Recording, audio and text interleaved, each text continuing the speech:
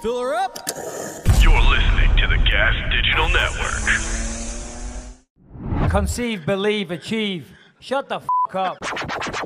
And new undisputed UFC middleweight champion of the world, Michael the Count Bisping. This is Believe You Me on the Gas Digital Network. New York looks okay there. Well, so, you know, the side that you and I were on last time? Yeah. I'm on that first set of elevators, and it's way fucking nicer over here. Is it really? Yeah, because the side I was on last time, I mean, no disrespect to the New York. An establishment of Vegas that's been around for a very long time. Just shut that door, baby. But yeah, a little bit of an update, but your room looks very nice, and welcome to the show, everybody. Yeah, it's not bad. It's like the elevators are updated over here too. So yeah, it's I'm living high right now. Oh Mr. my God, Bisping. Anthony Smith, you know what I mean? Big show today. Anthony has arranged his best friend in the world, former opponent, but maybe future opponent as well. Jamahal Hill is joining us later, and in a few minutes we should have Jared Gordon, who no doubt has a lot to say about that controversy last week. But before we do that, I guess we'll just kill a few minutes with a little chit chat, a little how you doing? Yeah. What's going on in your world other than being in Vegas? Man, I'm so happy to be in Vegas right now. As much as we travel, you know, sometimes you just get sick of it. But this morning I woke up, it was dumping snow in Nebraska, and it was like 18 degrees this morning. Like, had to take my kids to school. It's freezing. It took me. I live like a half hour from the airport. It took me over an hour to get there because these people have lived in Nebraska their whole lives. It snows one time and they just pretend like they have no idea what this white shit on the ground is. It's ridiculous. It's crazy. The people of Arkansas can't deal with the snow. Joke, by the way. Do you know what? It's like that in England, because I've said this a few times. We never get extreme weather. So anytime the snow comes down, the country grinds to a goddamn halt. But I would have thought where you are in Nebraska, as you say, people are used to dealing with it. But so what you're saying essentially is, Anthony, is that you've escaped the freezing cold. You've gone to the warmer climes of Las Vegas. You're there. You're in a nice hotel. You're getting treated well. Bollocks to the family. They can deal with that. The cold and the snow. Yeah, that's on them. Listen, they don't make their problem my problem. Yeah. I mean, I don't miss the winters. I'll be honest. I mean, in England, it doesn't get too cold, but it's like -7 or 8 right now, which for England is really cold. I mean, what's that in? Probably. What's that? I don't know what that is in Fahrenheit. Probably like 20, 15. God knows. That's pretty cold. It's pretty cold. Pretty cold. Maybe not even that low in the Fahrenheit, but yeah. I don't miss coming out in the morning, like scraping the windscreen and stuff like that. Did you ever, they say it smashes the glass, but I have always done it. In England, we have a kettle because that's, to make cups of tea. It boils water really quick. I just boil the kettle, pour that on the glass, gets rid of it, gets rid of the ice straight away. They say never to do that, but it's never cracked my windscreen. Never. No, I've never even heard of that before. Oh, every time. Well, you could be smart. You go out 10 minutes before and turn the engine on and then the air conditioning. But you might get your car robbed. I'm a little bit younger than you. I don't think I've ever owned a car that didn't have a remote start. Whoa, fancy pants Lionheart Smith. I mean, come on. It was like, I still don't have a car that has a well, Rebecca has a Tesla, so that does, but my Audi doesn't have a remote start. Really? I don't believe we should get you one for Christmas. God's sake. All this time. I don't know what's going on. Big fight card this weekend. Big main event down there. Jamahal Hill and, sorry, not Jamahal Hill. What am I saying? Jared Cannonier, right? Yeah. I got what my, you got your notes? That's my packet. Packet. The UFC are good like that. I mean, because there's always this joke now about the research. Do your research. UFC do give us a lot of info, don't they? Every time you check in, you have it there. I mean, look at this. It's everything you would need to know about any one of these guys, or girls. I guess there's some girls, but there's some good fights. Like the last 3 fights on the prelims are really, really good fights. I mean, the whole card's good, but Jake Matthews is on this card. Julian Marquez is fighting Deron Wynn. Yeah, listen, say what you want about Deron Wynn, but that guy he'll scrap. Maybe he won't always win every single one, but he'll fight. Oh yeah, no, absolutely. Who's Jake Matthews fighting? Because last time he was out, who was it? He was Semmelsberger. Semmelsberger. That should be He's a good fighting- fight. Yeah, it should be a real good fight. Who did Jake Matthews beat last time? It was the Portuguese dude. Fiallo. Andre Fiallo. Yeah, In Singapore. He looked it was amazing. a great fight. Yeah. Yeah. Oh my God. looked All real right. good. And Sean Strickland, of course. The mental, the crazy, the Yeah. value for money. Sean Strickland, let's be honest, he is value for money. Yeah, for sure. Absolutely. Dude, the main card. Just talk me through the main card because I haven't looked at it because I'm not working it. I'm done for the year. I'm done till February. And whilst I will be watching, I'll be on the couch. I'll have a beer in my hand and I will be enjoying. But I ain't looking into these cards. I ain't doing deep dives. They can suck my dick. That's how I am when I'm not working either. I don't even care. I want to turn it on and be surprised as everyone else. Yeah. Cody Brundage, one of my teammates, he's opening the card versus Mikhail Olajacek. He's coming down from 205 to 185, so that should be interesting. Drew Dober, Bobby Green. Drew Dober, Bobby Green. That's a sick fight. Yeah, it's amazing. Bobby Green's been on fire doing his media stuff on the microphone with coming back from that. He bought some supplement or something like something for kidneys or it was like gut health at Walmart.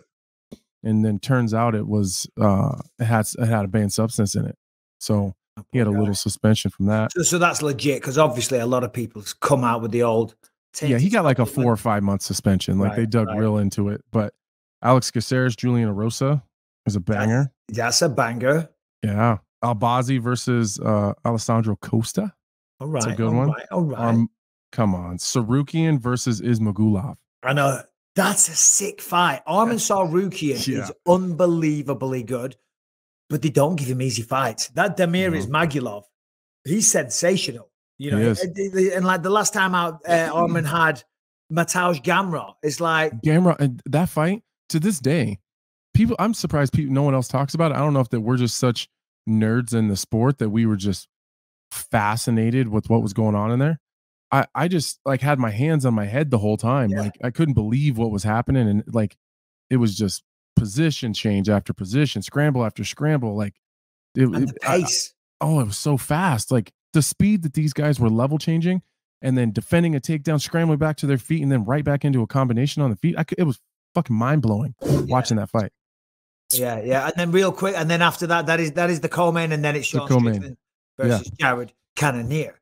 But from one Jared to another Jared. Not Jared Cannonier, Jared Gooden.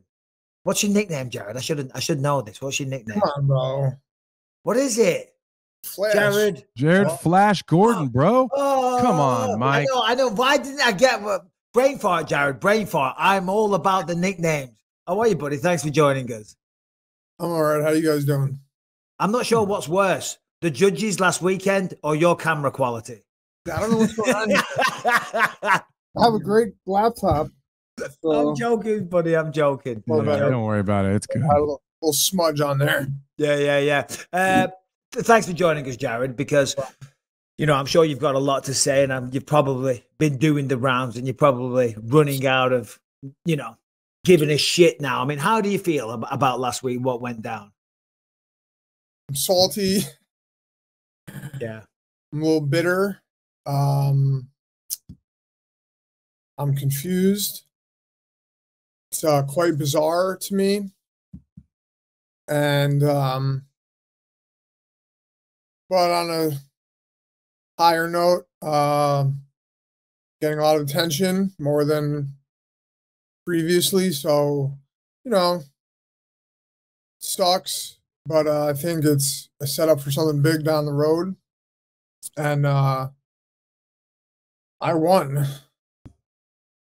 Is there any consolation in knowing that the rest of the world, for the most part, inside of our community, I'm not saying that, of course you want the win, you want the second half of your check, you want the actual win on your record, but does it ease your mind a little bit knowing that us as analysts, your fellow fighters, and everyone else that essentially watched the fight think that you won?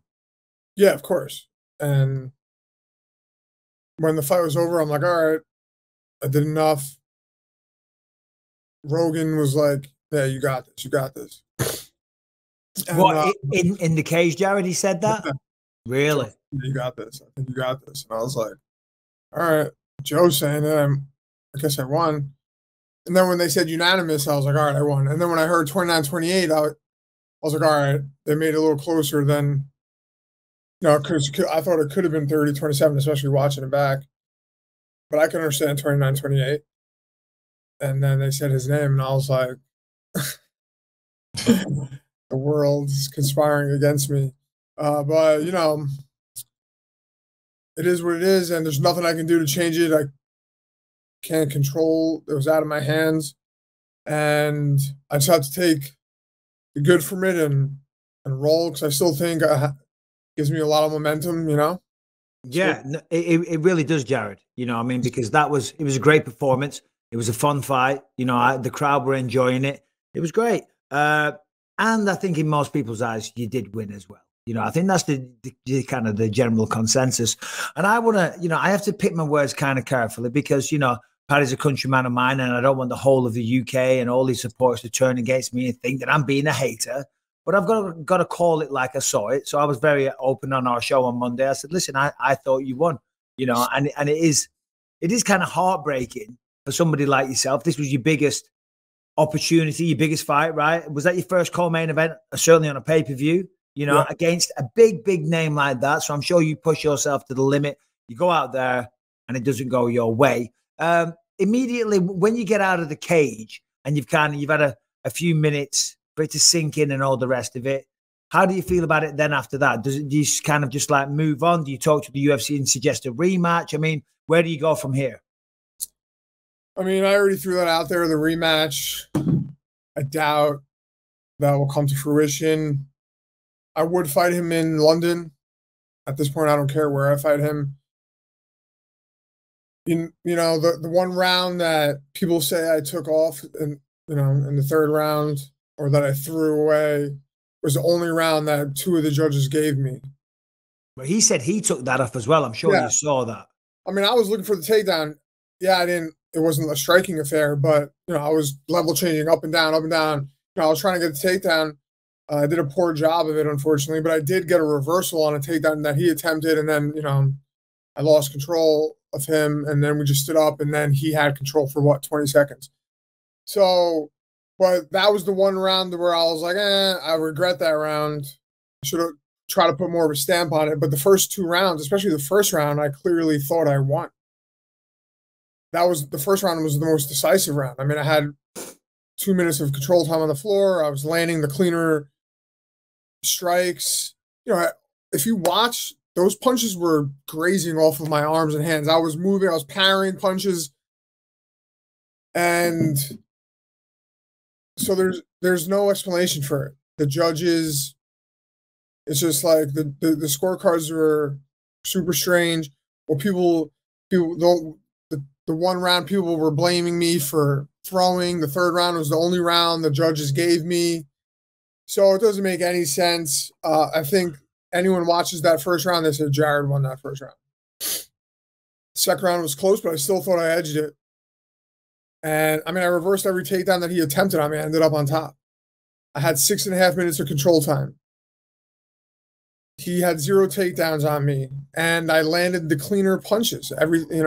I literally have videos of me just moving, parrying, blocking, where anytime I threw a hook, it landed. Anytime I threw a right hand, it was landing right on his temple or chin. So, I don't know. The only word for it is bizarre.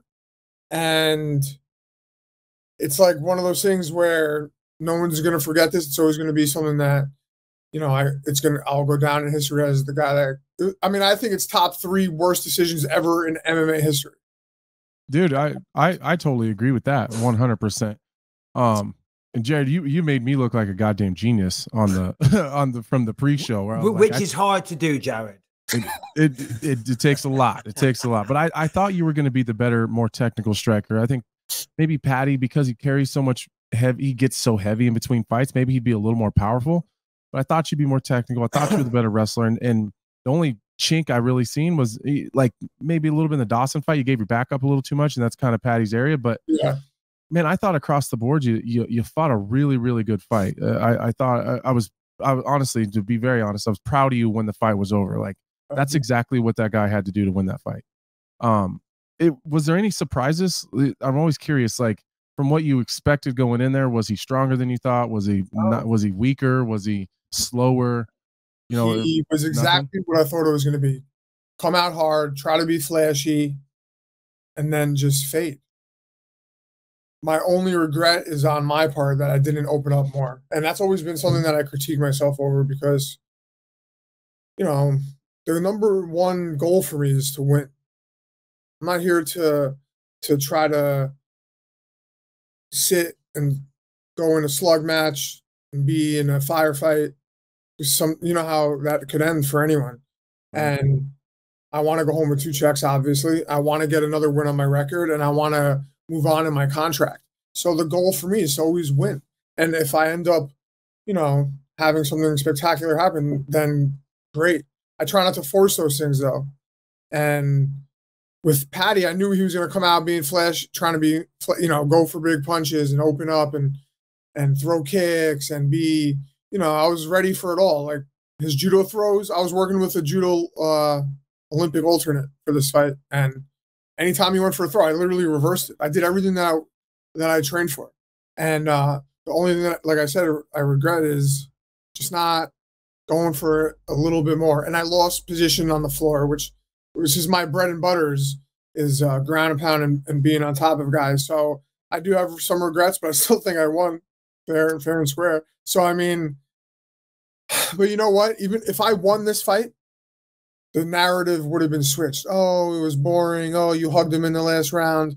Oh, Paddy just sucks. You know, they would have somehow switched the narrative on me, and I would look worse for winning than I probably would for this happening. I have more fans on my side now, especially for the way that Paddy spoke in his post-fight interview in the cage, which I don't care as the fans that apparently lost respect for him. And you know, I probably gained way more fans this way. And I spoke to Dana after, and he was like, look, you literally came out with the best, you know, coming off of a loss. This is the best circumstance for you that could have ever have happened. And I think he's right. I have, you know, it's only been 4 days, so I have yet to see the silver lining. But I'm sure, you know, it will be made apparent. I text my manager, and I was like, give me Tony Ferguson. I think it makes sense. You know, where he's at in his career, you know, I have a decent name now, I guess you could say.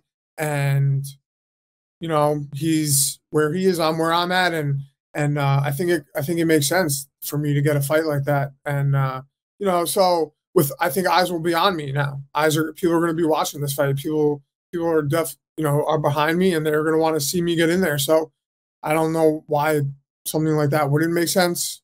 I don't think I'll fight behind me necessarily. I think it'll be someone with a name or with a decent, you know, following. So Tony Ferguson would be a fantastic next opponent. And you're right, and that is the correct attitude. Listen, didn't go your way. What are you going to do? You know, it is what it is. It's happened, you know, and sadly, it is a part of the sport sometimes. The judges need to get their shit together. We talked about that at length on Monday. But there is a lot of upside to it. But you mentioned before about Paddy in his post-fight interview. He said he didn't think it was even close at all. Well, and how did that to say it wasn't even close in those first 2 rounds? I mean, come on. I think regardless of whether you thought you won or Paddy won, I think everyone can agree that it was close. Do you know? We had you winning, but come on, you can't say it wasn't close. What did that make you think? I'll give him the benefit of the doubt. We just fought. I just cracked him in the chin and temple a couple times.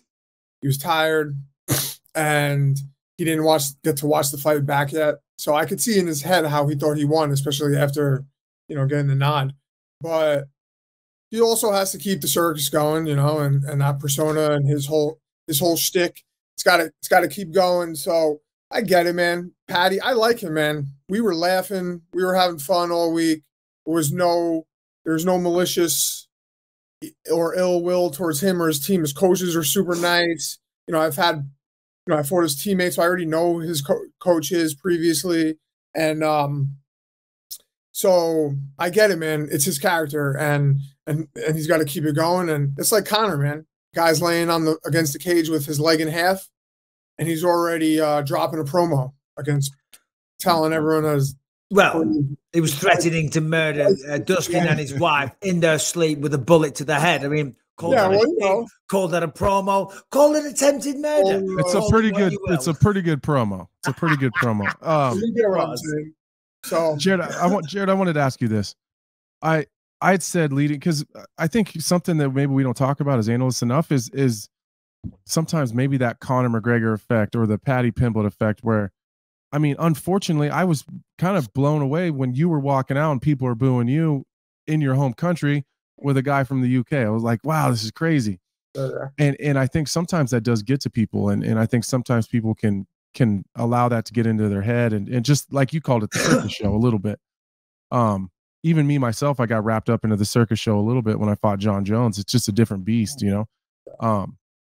So I had said on the, you know, and I urge all the believers here to like dig into Jared's story a little bit. Like, I didn't think that was going to be a big deal for you, because you've already been through a lot of shitty things. You've had a rough go at it at times. You've, you know, I didn't think that Paddy was going to take you anywhere that you haven't already been worse places in your own head. So was there any issues there as far as dealing with the circus show and the fans and kind of the bullshit that come along with that?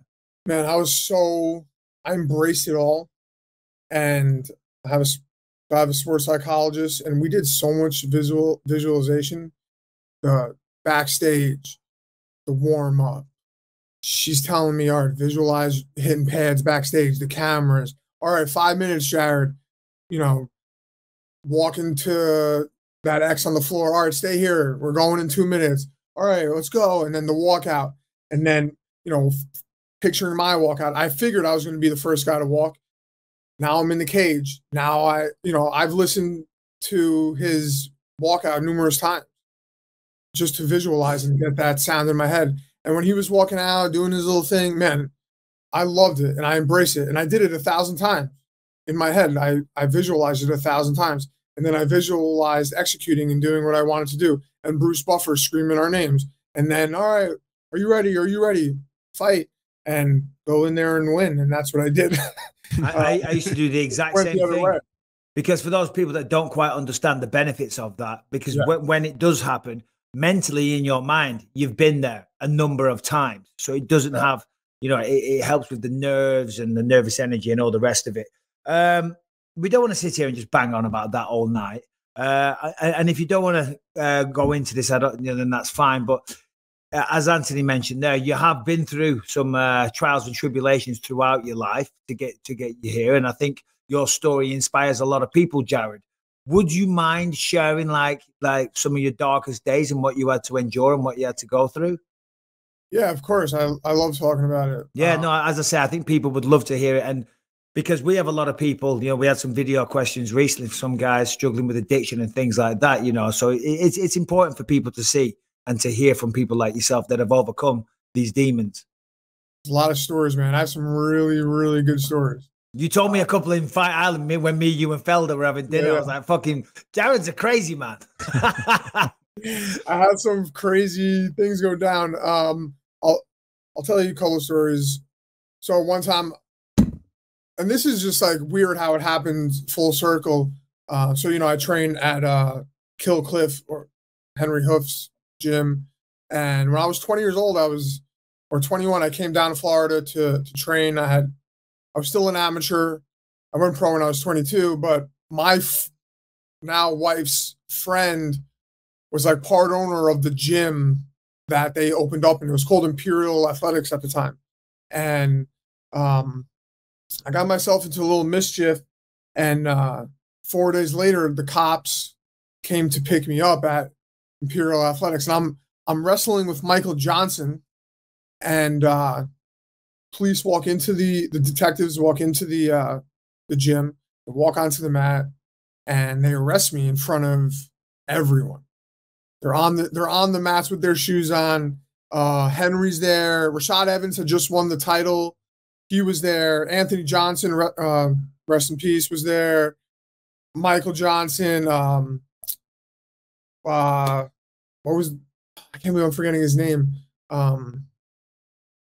Black guy that had blonde hair. He fought Nate Diaz. Melvin Gillard was there. there was a bunch of guys in there, man. And I got arrested for home invasion, robbery, felony battery. I was facing 25 to life. Whoa.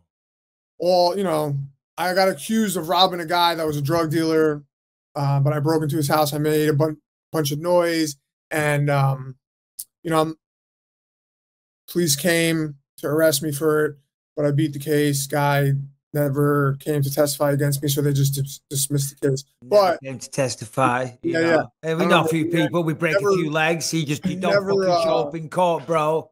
He never. No one knows where he is. It's weird. Yeah, he disappeared. It's weird.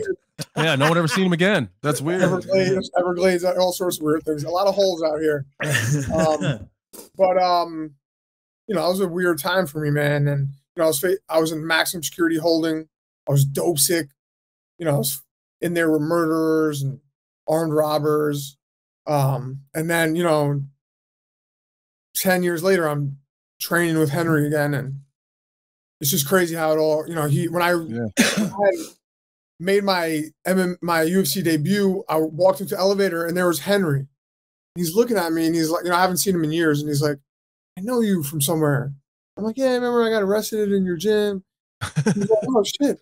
He's like, what are you doing here? And I was like, I'm fighting. And he was like, you're fighting? You're in the UFC? And I was like, yeah. And he was like, holy shit. And now I train with him. That was when I made my debut. I was still in New York. 5 years later, I'm here with Henry.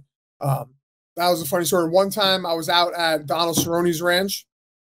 Felder was fighting Ross Pearson.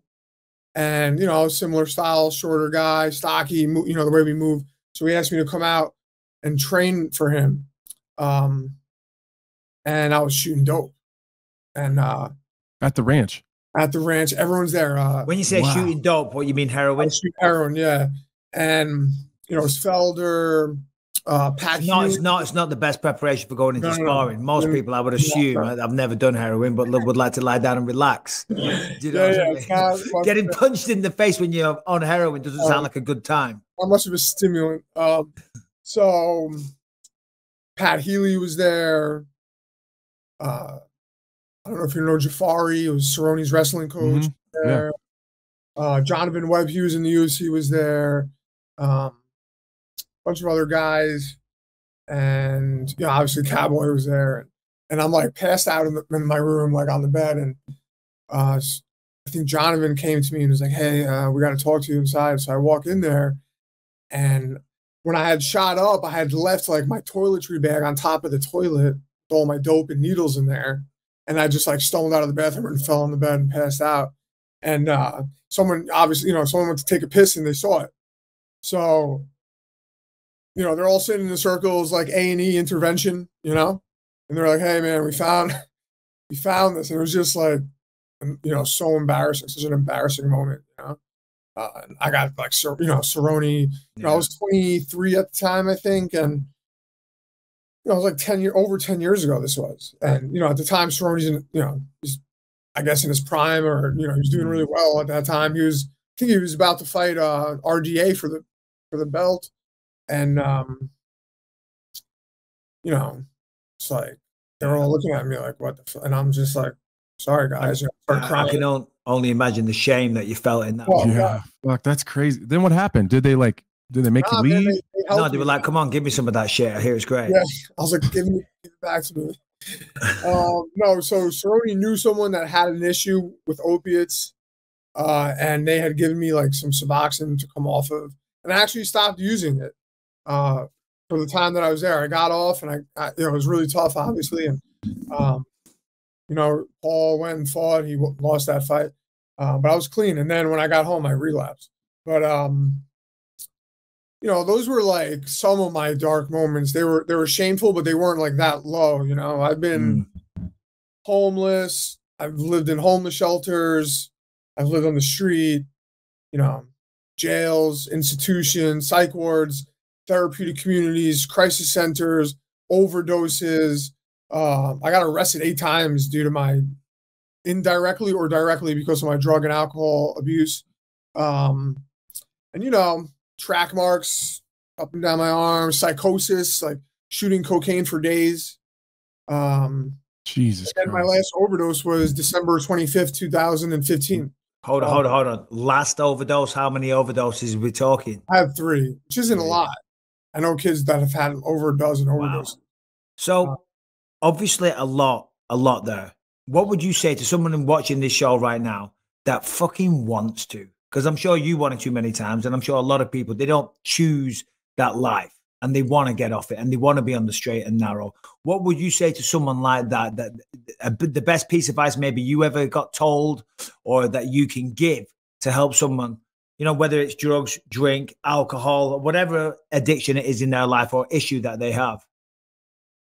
The biggest thing for me was, you know, believing that there was like something bigger than myself that was, you know, controlling the universe and that could like restore me to sanity. And I had to hand my will over to that higher power. I had to hand my will over to the care of this being. And I call him Jesus. I'm not saying that you got to Jesus. It could be, you know, if you're Muslim, it could be Allah. It could be whatever you believe in.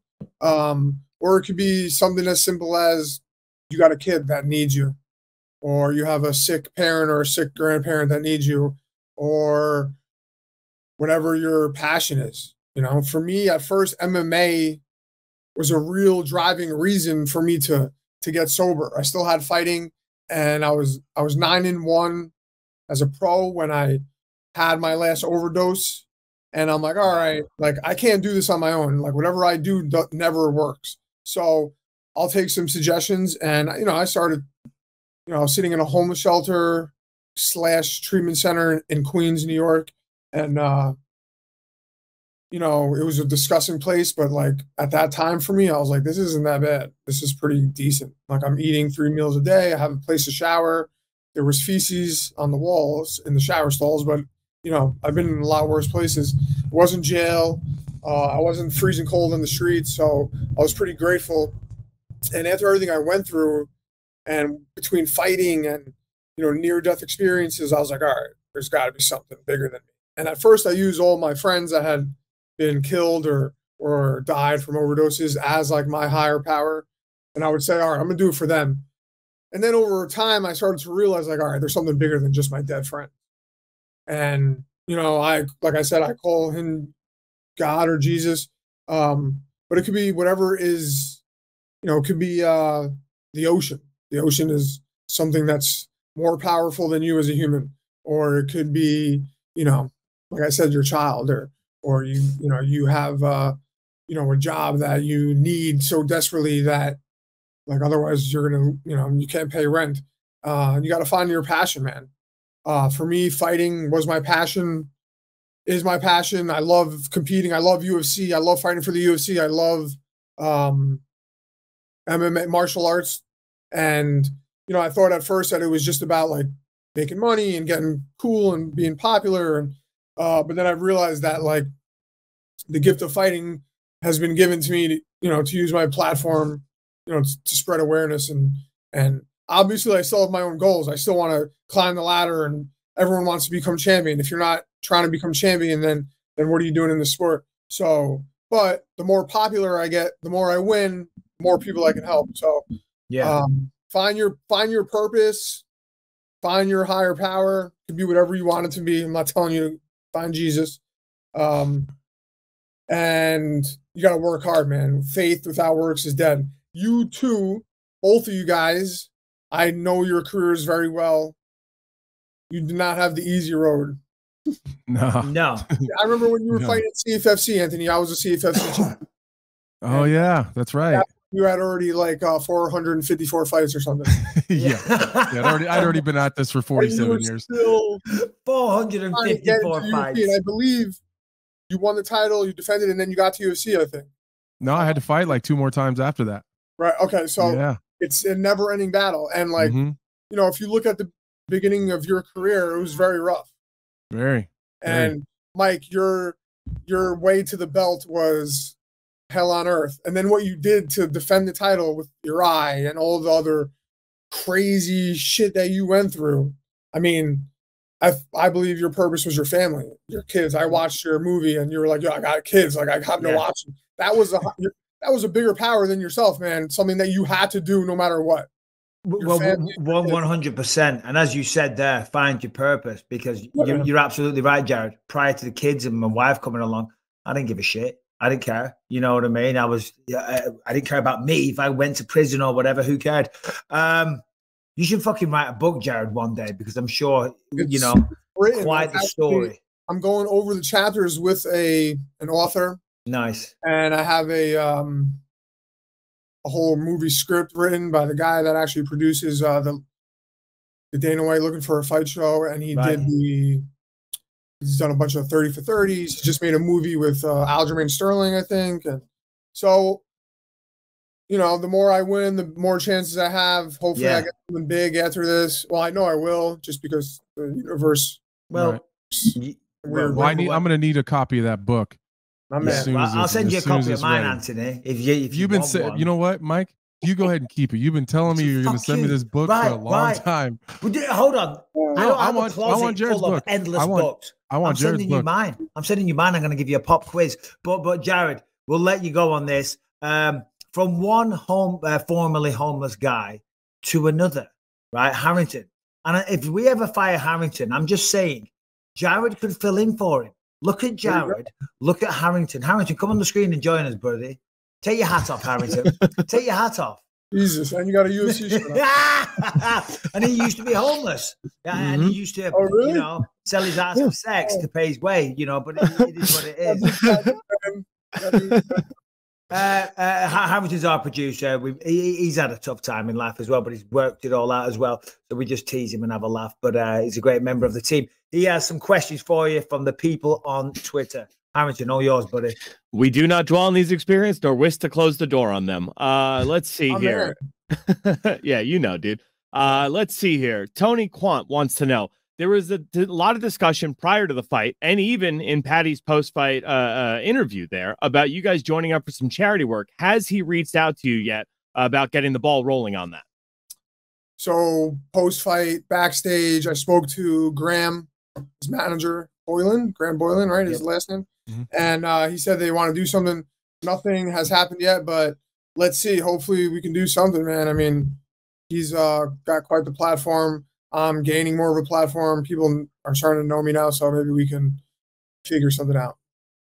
Hell yeah. Okay. This one comes up quite a bit from Swerve. If you could choose to fight any fighter in their prime, who would it be? In their prime? Yeah. I don't know if I want to fight guys in their prime. Maybe I'm say the correct answer is nobody. Tail end of their career, maybe. Man. I don't know. That's a really good question. I don't want to say I want to fight my favorite fighters, because that feels weird. Frank Yeager, by the way, was, when I was younger, my idol, I'm sure. Role model, I guess you could say. But I'm friends with him. I don't want to fight Frankie. Maybe BJ Penn. That's a good one. Oh, that's a good one. Yeah, that's a good one. Would have been tough. Harrington, no pressure. Final question. Make it good. Make it humorous. Make it so good that Jared was so happy that he came on the show. I mean, come on, man. I'm sure he is already. All right. What do you make of this? AJS says, I hope you're an honorary Mancunian for life, maybe even more Mancunian than Bisping for beating that Scouser. Oh, yeah. So just a bit of background. Mancunian means somebody from Manchester. Liverpool and Manchester, generally, they have this, well, certainly it comes from football, soccer, like a beef. You know what I mean? So you're a Mancunian for life, Jared. Yeah, I'll take that. I mean, you know what? The world knows.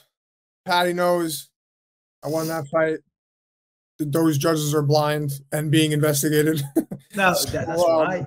That's right. He's being investigated. The winner, baby. And someone told me I should put in my bio, first guy to beat Paddy Pimblett in the UFC. And I was like, I'm not gonna die on that hill, so I wouldn't do that. Sorry, I've got one more. We'll end on this. Jared, this is your opportunity. The world is watching. Since Anthony Smith came on, those numbers are skyrocketing. A message for Paddy Pimblett. If you're looking into the soul and the eyes of Paddy right now, what would you say? Paddy, I wish you all the best. I love you as a character and as a person. I think we became friendly during fight week. We shared 15 minutes in the cage together. But I won. Deep down inside, I won.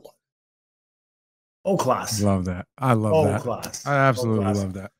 All right, Jared. Well, listen, we'll say farewell. We've got Jamahal Hill jumping on in a minute. Thank you for your time today. Always love talking to you, mate. Thanks, And guys. looking forward to seeing the next fight. Have a great Christmas. Happy holidays with your family and all the rest of it. And yeah, hopefully talk to you again soon.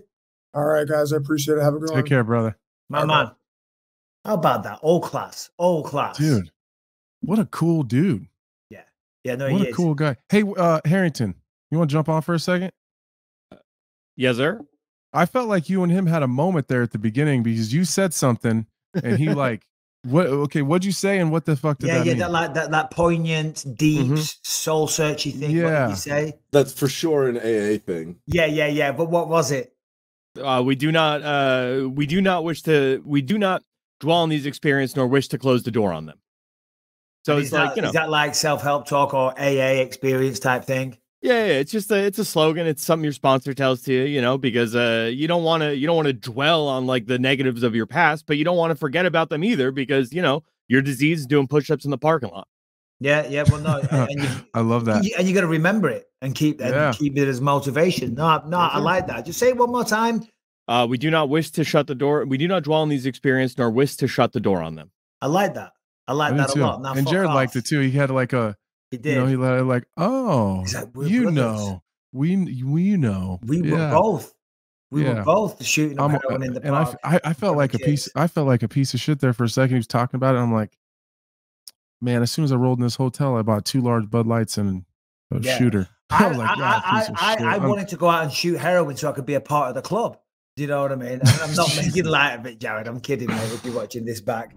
All right, let's just take a quick second to shout out an old friend that is back with BYM. That is Choq, CHOQ.com. It's been a while since we had an all-natural supplement here, believe you me. And our friends at Choq are back. They are the only natural supplement products worthy of the Bisping stamp of approval. Listen, sometimes guys who eat really well, train hard, and they're in good shape, they don't see the need for supplements. But the thing is, I like to take every natural advantage that I can get. Men's testosterone levels are at an all-time low, and not a day goes by that I don't see a guy who has a bad habit or early on in life. So now they have low levels of testosterone naturally that could use a little boost. So Choq has created a new natural testosterone booster that's taking the sports nutrition and the natural health world by storm.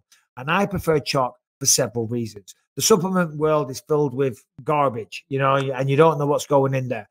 Choq is all clean, pure, and healthy products, okay? And there's no label fluffing. There's no underdosing. All ingredients are measured to exact clinical research. Listen, it's a natural testosterone booster. You want it in your life. If you're not doing it in the bedroom, if you're not seeing the results in the gym, if your energy is low, testosterone dropping in a man is a real issue. And as you get into a certain age in your life, there's no shame and there's certainly no stigma in dealing with that, you know? And if you don't want to do it the old Vitor Belfort way, you want to do it naturally, okay? So as the holiday season approaches, give the gift of better health to yourself and others. Check out choq.com. That is CHOQ.com.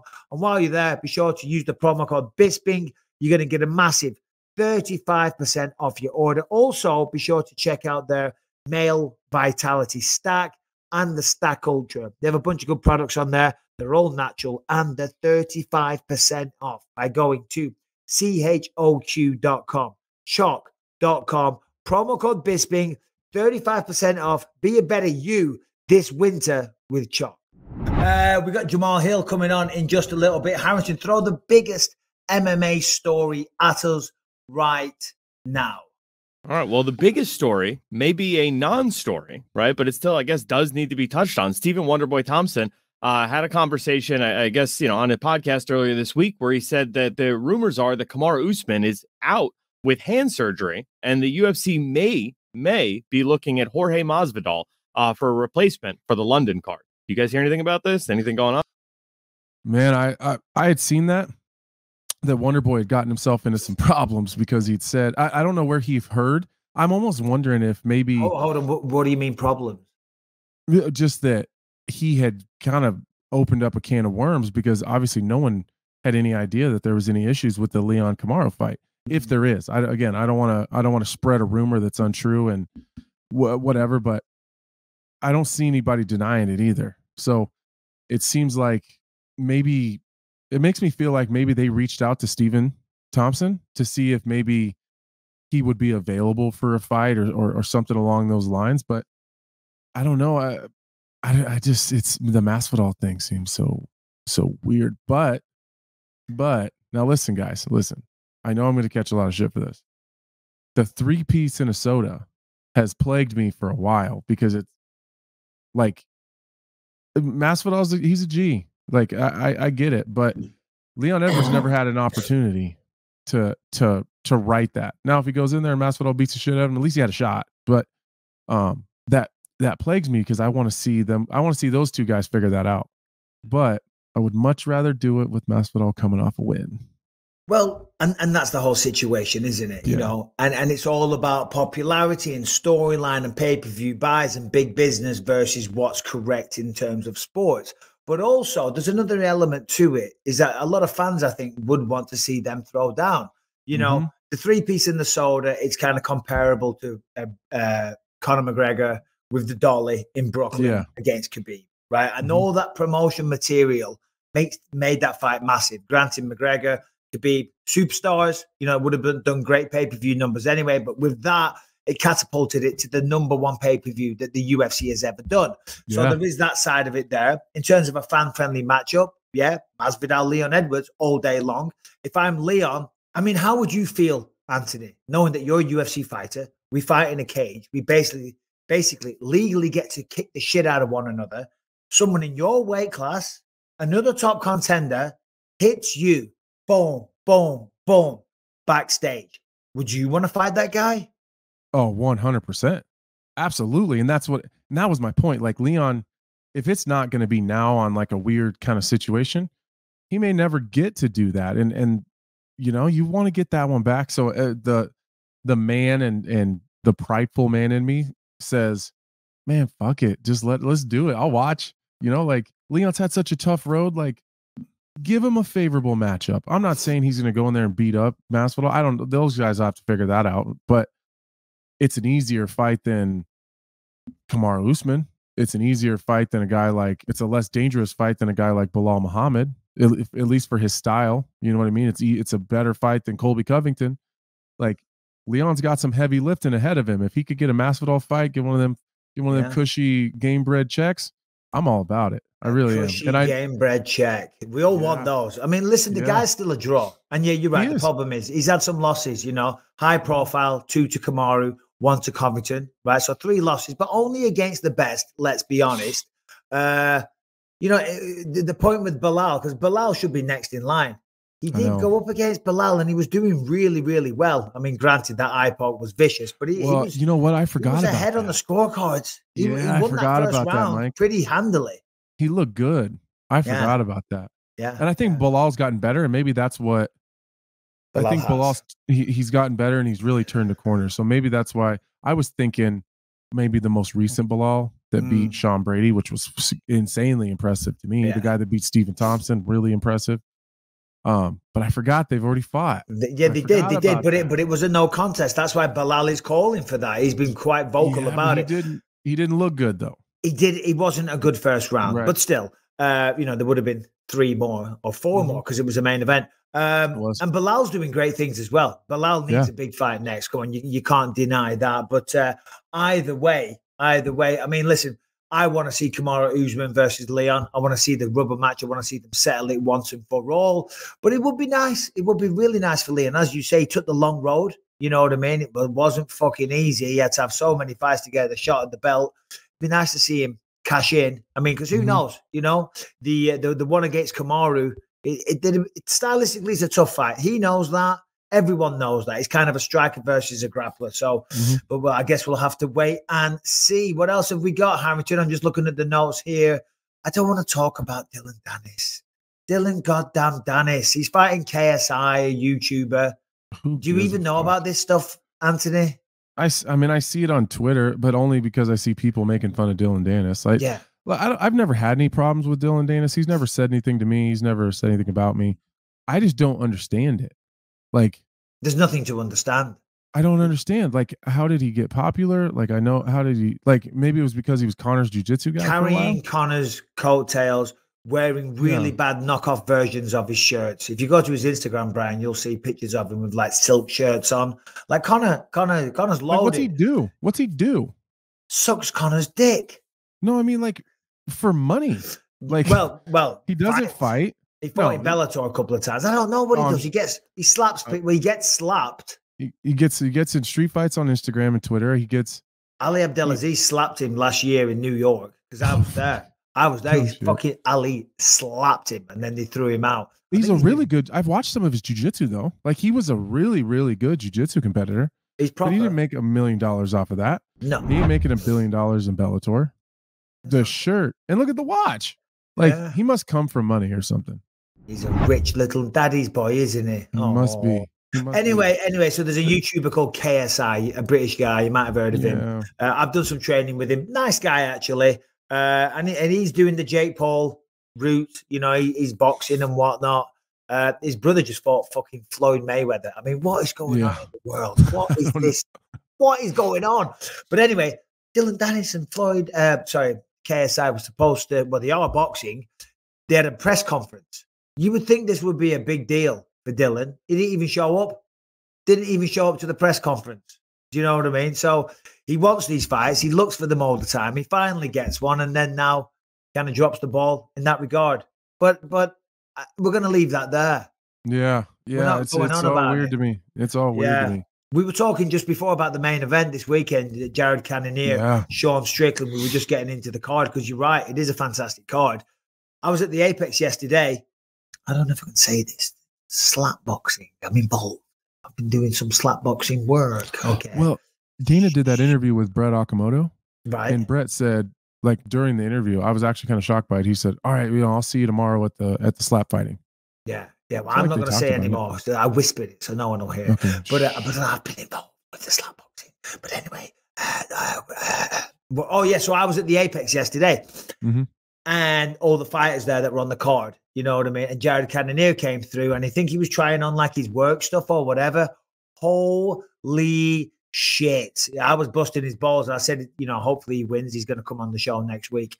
Because Jared's the nicest guy. He is. He's in the sickest shape I've seen out of anyone. It's ridiculous. I mean, he is so ripped right now. I mean, he's always in good shape, but he looks like that loss to Adesanya has really pissed him off and he is working his goddamn ass off.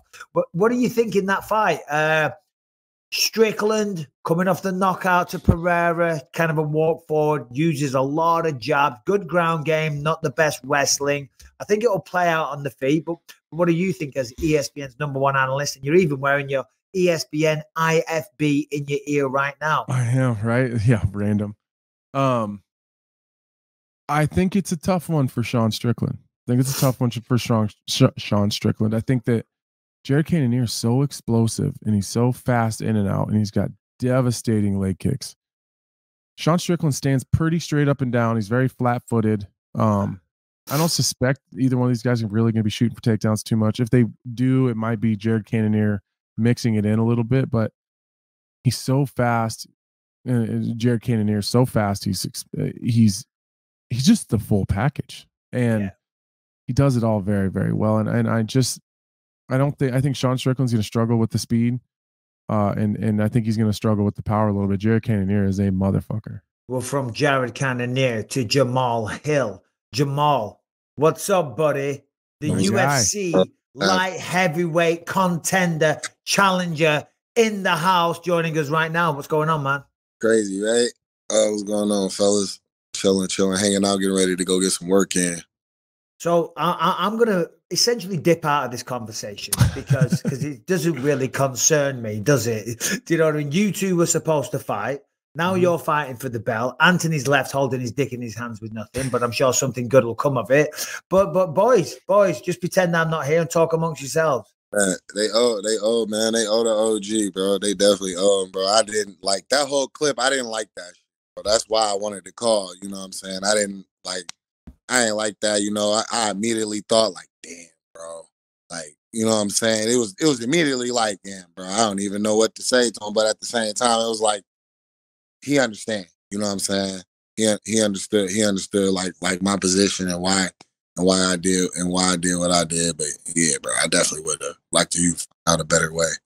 Man, I don't even think there's an option. Like, it's not even really about asking if you want to fight. It's just you gotta take the opportunity. Those things come few and far between in this game. There's too many of us. There's too many people that want the same fucking thing. So I understood all of that, and I even get the UFC's point of view. If they're trying to fill this title fight super fast, like, they don't give a fuck about getting to me first. It's not that I don't even think that they thought, oh, maybe we should tell Anthony, nah, fuck him. I think it was just they're doing their thing, and it was just an oversight. Yeah, I think it just got missed. So so you were already training, right? You're already, I think both of us were starting to fire it up a little bit. I think one thing that no one's talked about is, like, well, Jamal's coming in on 5 weeks notice. Like, Glover is taking this on 5 weeks notice too. I think that's a tough matchup. When you think of Glover Texeria and, like, maybe his road, the toughness, the problems he brings, what's been your reaction? Just because I know how it is. You look at the other guys in the division, and you're like, well, here's what I would do, or here's how I feel about this guy. Was Glover ever on your radar? He was. Glover has been on my radar for a while, but just he's been around for so long. He fought John Jones back when he was like 34. Yeah. So that was a while ago. That's crazy. A while ago. A long time ago. But yeah, he's been around. So I figured just all the guys that's been at the top, I've always just watching the fights, just always visualized being in there, having the moments and things like that. So yeah, he's definitely somebody that I figured that would be, but just how things gone after him winning the belt, the fight with Yuri and everything, I thought it might have been a possibility that we might have ended up actually missing each other. I guess not. I mean, this is a massive opportunity, Jamal, and not trying to rub it in, Anthony. And I'm sure your opportunity will come again. Who knows? Maybe you two fight for the belt. Maybe he's your first defense. I mean, it doesn't get any bigger. And win or lose, your star is going to explode from this either way, because the amount of media that you're going to do, the main event of a giant pay-per-view. This is as big as it gets in combat sports. You know what I mean? And when you win, it's life-changing as well, because you will forever go down in history as a champion of the world. No one can ever take that away from you. The next time you fight, it's pay-per-view points. You know what I mean? Real big money, life-changing stuff. Have you allowed yourself to think about that? Or is it just nose to the grindstone? I've got fucking work to do. All that stuff is secondary. Yeah, that's all secondary. I don't even think about it. It's just get the work done. I have a tough assignment in front of me. So I cannot allow myself to think anything past that assignment. So what is I'm just like thinking about my own kind of personal experience when I fought for the title. And one thing I remember is like the people that I grew up with. Like I suspect you're very similar, where it was a bunch of people like, man, I don't know, what the fuck is Jamal doing? He ain't ever gonna make it. This is a waste of time.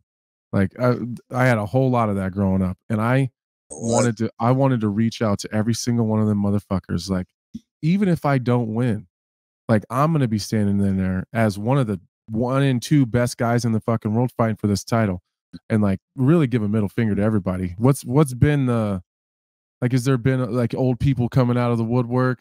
Like, I always knew you were gonna make it, or is it? What's it like in your hometown? I've been getting messages from everybody. I've been hit up by a couple teachers from back in the day and everything. It's just it's huge, bro. It's huge. It is a big moment, but I'm really, really just locked in and focused on. Yeah, you gotta set that to the side. Because if I don't handle the task, it don't mean anything. You know what I mean? So that's really all my focus is. But I'm really, truly just obsessed with Glover Texeria right now. A lot of people, when I said you were coming on, and people bring it up all the time as well. When you came on last time and you shared your street fighting stories, people said Jamahal Hill's a wild guy, man. Those stories were hilarious. So to go from those days, and I was the same. I'm sure Anthony was the same. And let's be honest, I think a lot of the UFC roster, we're wild guys. We fight, you know what I mean? And now we're turning that into something positive. You're fighting Glover Texeria in Brazil, in his own backyard. You know, that makes it a little sexier in some ways. You know what I mean? Going into enemy territory. What do you think is going to be the hardest thing about fighting Glover Texeria? I think the obvious things are like what he likes to do. You know, he's good at coming forward. He's good at pressuring. He's good at getting you down. He's good at getting on top of you and smothering you, beating you up, and going to get a finish. So that's the challenge. You know, the challenge is to neutralize and insert myself. Yeah, there's no secrets with Glover. You know what I mean? I think that's the toughest thing and the easiest thing about Glover Texeria. Like, I don't think there's too many people out there that think that Glover Texeria is going to stand in front of Jamahal Hill for any amount of time and be super safe. I don't think anybody believes that. You know, but he's gonna come. He's gonna come and try to take you down. He's gonna try to get on top. He's got nasty pressure and whatever. But you know what you're getting yourself into. But I also think you have an opportunity to maybe be a little bit more surprising. Does that make a lot of sense? Like, he's too old and too far, and I don't mean that in a disrespectful way, but he's too far along in his career to change anything in 5 weeks. There's there's surprises and other things that you can bring to the table. And obviously there's no secret. I'm going to be coming to hang out in Michigan a little bit. And wild. This is fucking insane to me, Jamal. I don't think it's that crazy. You're going to be the backup fighter. Probably. Yeah. And you're going to train with each other. But I don't think I'm going to be needed. I don't think I'm going to be needed. Potentially stupid this is for both of you. I don't think it's that fucking crazy. I really don't. Either. No, I'm joking. No, you're not. The point of us linking up is to improve and to get better. You know what I mean? So that's what. Yeah. That's, well, think about this. I'm a different guy every 6 months.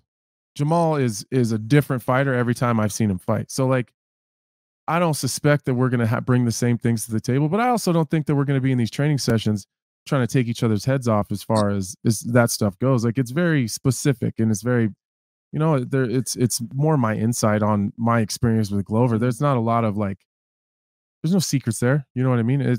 There's some intricacies and some small things that Glover does different, and things that I thought I seen that weren't there, and things that were there that I never seen until I was in there with him. But as far as I'm not trying to go in there and fight with Jamal. You know what I mean? Like, that would be a waste of time for both of us. I think when it comes to just getting better, and to be very honest with you, when Jamal and I were in New York, Mike, I realized then that we're much more alike than I thought, I thought to begin with. It's, like, you would think we'd be talking about, we had a couple drinks and I don't know what people would imagine we talked about, but we're like two dads, like we're just two dads. So we talked about our kids a bunch. We talked about just life and, it's like fighting, but more on like a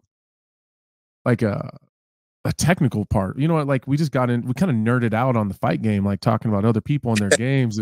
We just two fucking nerdy dads in a bar. That's what it was. That was good. I enjoyed that time, bro. I enjoyed that conversation.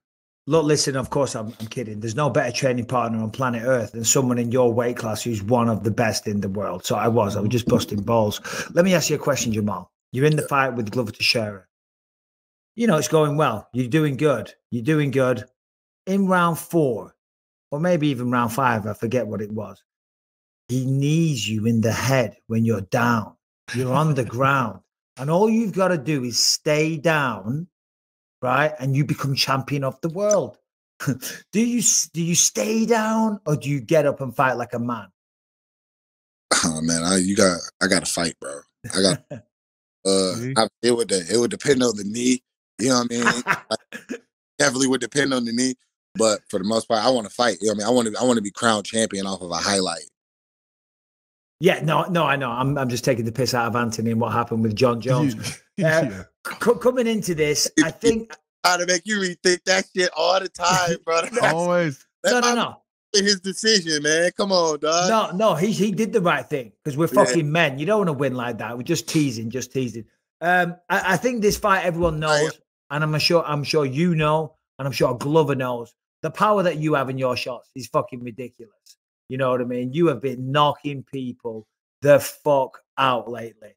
Is that how you see this fight?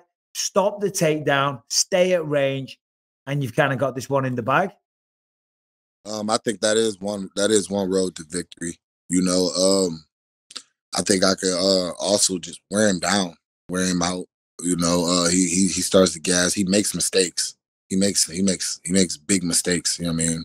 I mean, obviously, you know, after talking to Anthony, I'm not putting too much stock in the last fight that Glover had. You know, because I obviously know he's going to come better. He's going to prove. He's going to watch. I know the type of bitter taste that could have left. So, yeah, I'm just excited. Like, I'm really just excited for the challenge. I want to go. I want to get in and see. I want to get in and see what the pressure. I want to get in and see if he can truly hold me down. That doesn't mean I'm going to give you those things, but I'm excited for the challenge. Man, you know, I'm really impressed by what he just said. Mike, I very casually in passing on the phone said something to Jamal. We were talking a little bit about the Glover Yuri Prohaska fight. And I made the mistake of looking at some of Glover's past fights and being like, oh, that's going to be there. Like, that's going to, and then when I got there with them, it kind of wasn't there. And at the beginning, it was kind of one-way traffic. I was kind of doing whatever I wanted in the first 2.5 or 3 rounds. But, you know, it was COVID times. I gassed. I was, you know, the pace was too high, like whatever. But I said to Jamal, don't expect Glover to make the same mistakes twice. Like, he's not going to, like, the Prohaska fight is probably an outlier. Like, it's going to be tougher than that. If that Glover Texeria shows up, I think Jamal's got a pretty easy road ahead of him. But I don't suspect that that's going to be the guy that's going to show up. He's going to be motivated. This is his last shot. This is going to be the toughest Glover Texeria you're going to see in a while, because he knows this is Brazil. This is his home country. This is, you know, he's in his 40s. This is his last opportunity. He loses, that's it. So, but I like that Jamal like just picked up on that. Like, okay, we can't look at the Prohaska fight and think that he's going to be jumping guillotines if he gets you hurt. You know what I mean? Like, little shit like that. Or just like the little overextensions that he did that got him rolled over and got him reversed. You know, things that kept him on the bottom, like just thinking you could just sit up and wrestle up or wrestle down. You know, he does things that if you identify and you attack right away, I believe I can. You know what I mean? I believe I can beat. Well, of course, and rightly so, because that's why you got this opportunity. Talk me through that moment, though. I mean, listen, as fighters, you know, we work our way up on the regional scene. We all start off flat fucking broke. We get to the UFC. We start making some money. We win some fights. Maybe you lose one here and there, but you crawling and climbing your way up.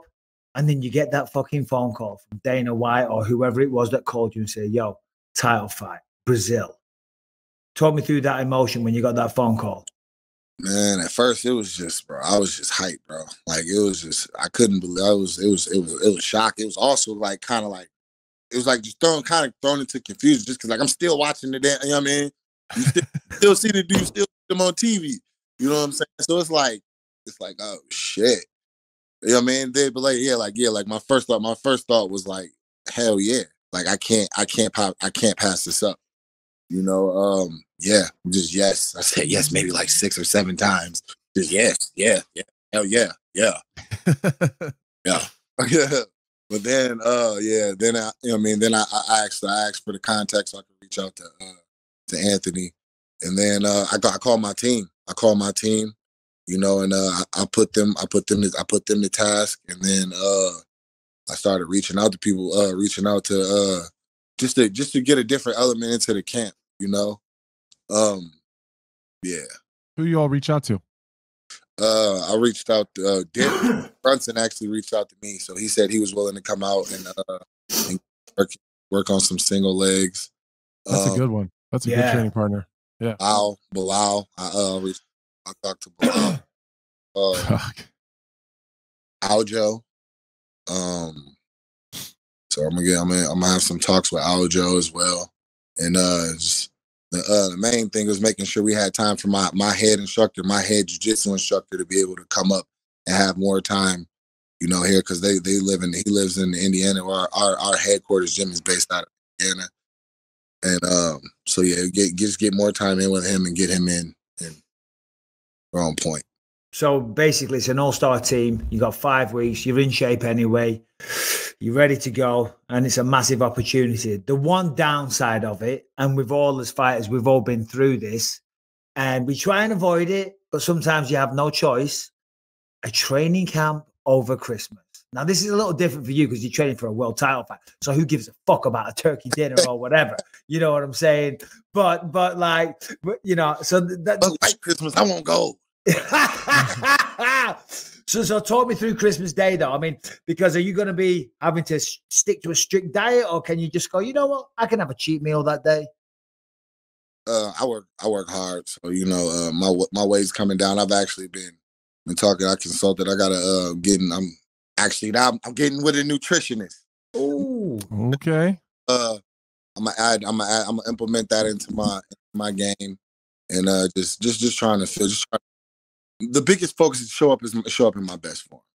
You know, so Christmas, I'm not really worried about it. You know, I had Thanksgiving; it was good. I ate Thanksgiving dinner maybe like a lot of times,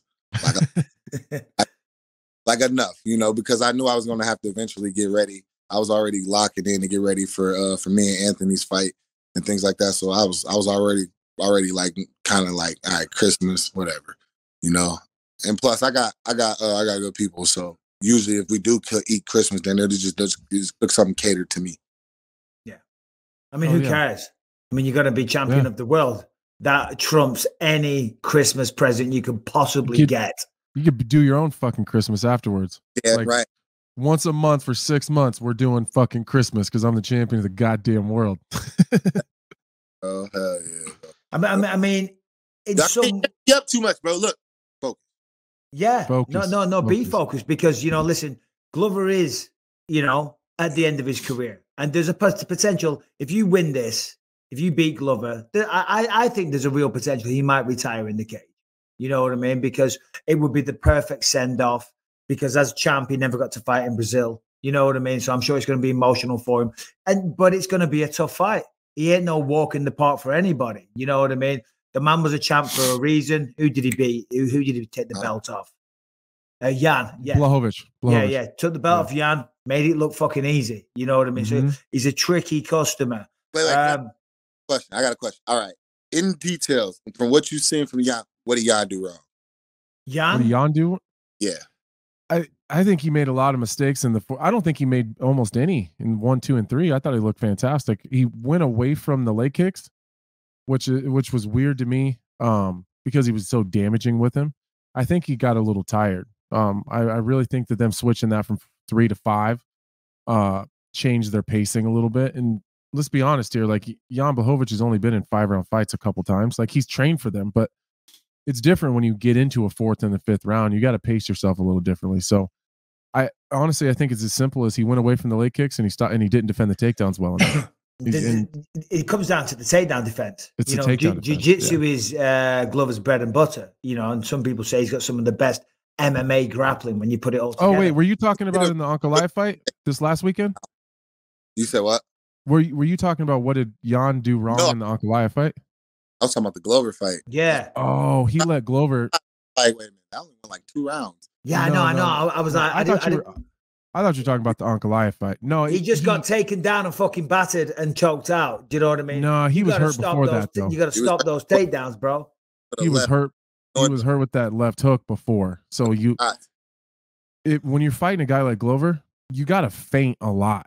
Like if you don't feint and give him something to look at, he's just going to keep walking you down. And Jan doesn't feint a whole lot. It's the one knock I have on his striking.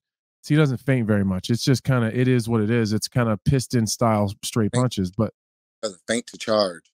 Yeah, he doesn't feint. So the feints is why Yuri Prohaska gave Glover such a tough time. Yuri was feinting and he's making Glover do this shit all the time where he doesn't know what to do with his hands. So if you let Glover back you up and you're like kind of leaning back a little bit, it's where he dropped me was, you know, I was kind of, he had hit me with an uppercut. And so I backed to the fence and he came with that nasty left hook. It's the same left hook he hit Jan Blachowicz with. Then it was an easy takedown, take his back and choke him. The takedown itself could have been avoided though. The shot wasn't that great.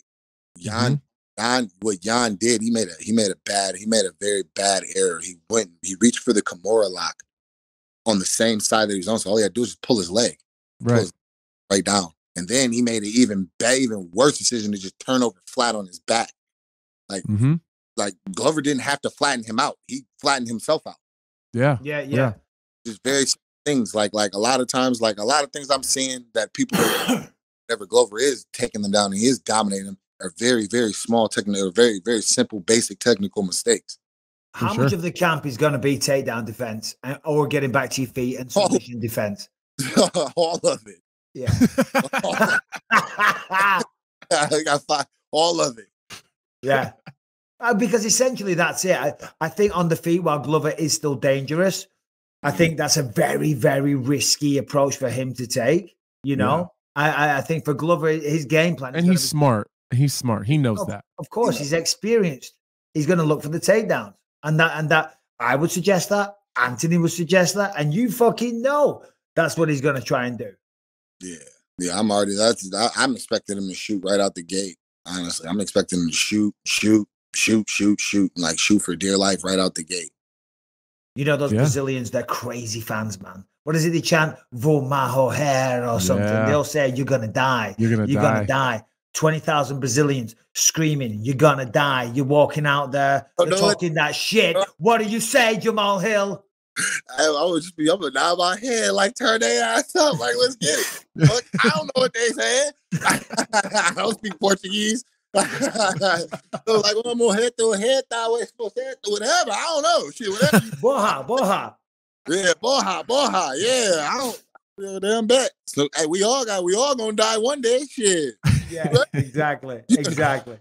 All right, Mike. We probably let him go. He's got to go to practice. Of course. Hey, thanks for your time, Jamal. We appreciate it. I'm excited for you. You deserve this opportunity. Good luck in the fight. Hopefully come and talk to us when you're champion of the goddamn world. And who knows, maybe we set up a little match between you two. Or the UFC do. Or the champ does. Because the champ gets to call the shots. Champ does what the fuck he wants. Fuck you want, say. There we go. Take it easy, brother. Thanks for joining us. Take it easy, man. Thank y'all. Appreciate y'all having me, bro. Yeah, no, anytime, man. Anytime. There he is. I mean, I forgot that he told me he had to be at practice. He's got like 20 minutes to get there. So I was like, oh fuck, I missed the time, and I don't think I told you guys. He can speak up anytime he wants to and just say, boys, I gotta go. Yeah, I don't. Yeah, he's fighting Glover Texeria. If he's going to beat Glover Texeria, he's got to be man enough to say, guys, this is great. I love talking to you, but I got to bounce. I got to go. I got to get to practice. Yeah, that's not your responsibility. Yeah, well, I'm being a nice guy. You're being a nice guy. He was nice enough to listen to me and to take my call and come on. Do you know what? That was actually very cool. That was very cool. As people know, I have a hard time shutting up, so I should have shut up more. But it was nice to see you two, the respect between the both of you, and talking about an opponent that you all now have in common. That was not something you see every day. That was cool, man. Yeah, he's cool, man. He's easy to talk to. It's nice at this day and age. You don't run into a lot of people, especially in this sport, that have no ego. You know, he's got no ego. He don't give a fuck about any of that stupid shit. It's about the fighting and you know, it's nice, really. Because you know why? Because he doesn't need to have an ego. Because he's doing fantastic in the UFC. He's knocking people out. He's having a great career, just like you. It's the people that have something to prove, generally.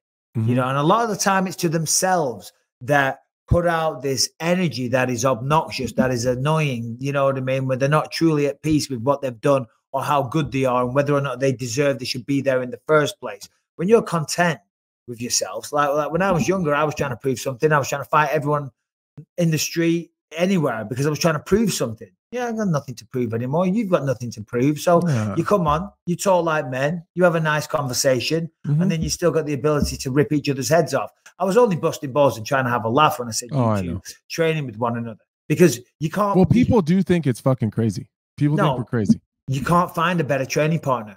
He cannot find a better training partner than you, a man that's been in there with Glover Texeria, a man that he was going to fight, one of his contemporaries, you know, one of the best light heavyweights on planet Earth.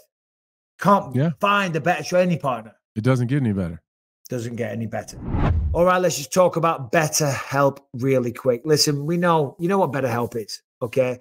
It is professional counseling done securely online. So you so you don't have to jump in a car. You don't have to speak to someone. You don't have to listen. If you're suffering from anxiety, so to speak, just going through that process will give you anxiety, but with BetterHelp, you just do it on the phone. Plus it's cheaper. Financial aid is also available if you can't afford it. And BetterHelp matches you with your own licensed professional. You can communicate them in under 48 hours, right? A lot of people are going through a lot of things. There's probably something holding you back in life right now, regardless of what it is. We spoke to Jared Gordon before, there might be addiction issues, anger issues. Who knows what it is? Anxiety issues, as I say. These days, mental health has never had a bigger spotlight on it. So there's certainly no shame in confronting those demons, dealing with it head on, but you want to do it in a convenient way. That is where BetterHelp comes in, and you want to do it cost effectively. BetterHelp is that reason. If you're not gelling with your therapist, you just change. Very, very simple. They have a ton of people, and over 1 million people now have taken charge of their health, mental health. So why don't you join that gang as well? Make it over 1,000,001. That could be you. If there's something holding you back, you know what it is deep down inside yourself. Speak to somebody. And now is the time to do it. BetterHelp.com/believe. You're going to get 10% off your first month. I've done this. It helped me massively. Lots of people do this. It's the smart way to do it. It's the way to do it in the year 2022. Going down and sitting with someone, that's old school. What is this? The Sopranos was in the 90s. It's 2022. Do it by going to betterhelp.com/believe. There's absolutely no shame. Doesn't make you less of a man or less of a woman.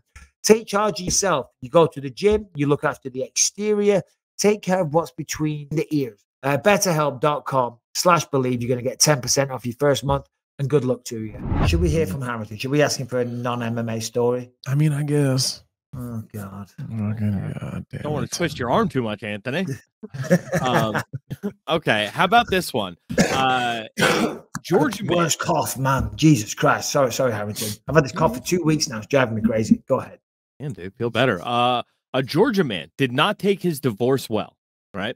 He showed up to his wife's divorce attorney's office, shot the guy to death, and burned his building to the ground. Police found him a couple blocks away, still reeking of smoke and gasoline with gunpowder residue on his hands. So while it is alleged, I think we got a good one here. Well, alleged. I mean, who did he kill? The lawyer or the wife or both of them? Sorry? The lawyer. He went to the lawyer's office like late at night and was like, all right, you want to sue me for everything? I'll show you. I would have thought he killed the wife. That's anger. That's anger. That must have been a bad He must have got fucked big time. Yeah. Hey, did you see that story I sent in the chat the other day? Which one? I sent it. I sent a screenshot of it in the chat and said it was a little bit weird, but I don't remember. It was somewhere in Russia where a burglar broke into or came into a salon and was going to rob the salon owner. Was the lady who was going to rob her, like a hair salon or something. And apparently the lady turned out to be like some black belt in karate or something, and fucking head kicked the guy, knocks him out like right inside the salon. Nice. She drags him to the back, ties him up with like a hairdryer cord until she can eventually get him handcuffed. She fucking kept him for 3 days, like kept him hostage for 3 days and force fed him Viagra and made him have sex with her for 3 days. No, I mean, she's not a bad looking girl either. So that turned out though to be one I don't of the know best. if that's I don't know if that's her. I thought the story when it popped up on my for him that's her. It popped up on my Instagram. If you're going to get tied up and kept as a sex slave for 3 days, there's a lot worse people than it could be than that. She did him a favor. I looked it up thinking like it said, this tells like the little cliff notes of the story. The only part of it that was wrong from when I researched it, it actually happened in 2011. And the only thing that she argued, because the guy, as soon as she let him go, she gave him like 1,000 rubles or whatever it is in Russian currency. Bro, take 1,000 rubles. I don't know how much that is in actual money, but she gave him a little money and was cents. like get the fuck out of here. Like that's what you get. And he goes straight to the police, tells a story. And when they arrest her, she was like, no, it's $15. That's what Harrington just said. It's $15. Yeah. They get a taxi. She was like, he said she didn't feed me. She didn't give me any water. All she did was force feed me Viagra and had sex with me. She was like, no, I gave him some food and $15. I mean, she didn't even argue it. She didn't even argue it. She's like, yeah, I did that shit. No, listen, you know, and I know that there's a lot of snowflakes out there that'd be like, men are victims of abuse too, and they are. But she looked like a pretty lady. And if you're going in to rob somewhere, then you get fucked. Literally, right? That's hilarious. Force-fed him Viagra, you know, to get him hard, and then she obviously rode him like a bucking bronco for the next God knows how long days. Wow. Wow. I love it. That might be the best thing I ever heard. That needs turning into a movie or a short story. Harrington, you had a story about Christmas, though. Some woman not really spreading the cheer of Christmas to her young children. Yeah, so a 22-year-old, she's a famous TikToker, got like a few 100,000 followers. She went viral this week because she told her 4-year-old that Santa Claus is creepy and does not exist, right? She claims that the kid has been a critical thinker its entire life, so the kid never truly believed in the Santa Claus myth. So she's like, yeah, why are we lying to kids like this? It 4 years old. 4 years old. Because what you do is you keep that dream alive. It's a special time of year. You allow them to think, all right, it's a bit mental that the man comes in the house in the middle of the night and leaves a load of presents, but it's fun. You can't beat that. I mean, how old's your youngest, Anthony? One, just a baby. All right. So you got like a 4 or a 5 or a 6? Yeah, I got a 5-year-old. Yeah, Yeah, it's 1, amazing. 5, and 8. Do you go outside at night on Christmas Eve and see if you can see Santa's sleigh? Oh yeah, we got the little Santa tracker on our phone. Yeah, we have the app and stuff, and you can log into it. And then Rebecca's parents, they always send. They have like a video sent, and they do it on some website where Santa's, "Hello, Callum and Ellie and Lucas. I'm heading over there shortly." You know, it's awesome. Yeah. It's awesome. So you got to be a miserable bitch to say. We do a Santa meeting where it's really cool. Where so we had to tell a lot of people do that down at the mall. You go see Santa, you sit on the knee. No, we do it like it's like a Zoom thing. It's like they ask you a bunch of questions, so you answer all the questions. Like, what are your kids' names? What are their pets? What are their favorite things to do? What is something that they'd be shocked that we knew? So then we log into this Zoom thing, and it's like Santa's like, we're gearing up to go. What do you want, Avea? I heard you've been doing really well on your spelling test. And it's like, she just loses her fuck. He knows that I'm good at spelling. You know? Oh God, that's amazing. My kids would never, ever go see Santa. Like, we would try and do it, but they would never sit on the knee or anything. Lucas was terrified. He would scream. I tried. We waited in line for about a fucking hour. You know, I'm like, you're getting on Santa's knee. Oh no. And he even says now, because he's like, Dad, I knew that wasn't Santa. I knew it wasn't the Santa. And he looked like a creepy guy, because most of those guys are. Do you know what I mean? Yeah, let's be honest. for sure. Yeah. You don't know what you're dealing with. What age did you tell him the truth, or did he find out? Oh, I mean, there's a lot going on with Lucas right now. I'm contemplating saying some of it on the podcast, but I can't do it. Okay. He thinks we don't know about certain things. He needs to cover his tracks well. He's getting older. Do you know what I mean? He's turning into a teenager. We need to have a conversation. I'm not going to say. Is he not deleting his search history? But no. I haven't done that. We're finding things in his pockets and stuff like that. There's stuff going on. There's stuff going on. It's growing up, but we kept that dream alive for a long time. And for the last couple of years, he was like doing it for our benefit, you know. And then I think it was not last year, 2 years ago, he might have said, Dad, I know Santa's not real. You know, I said, I've been doing it for your benefit for a bit. I'm like, all right, God bless you. Christmas cards, Anthony. Are you a big Christmas card sender?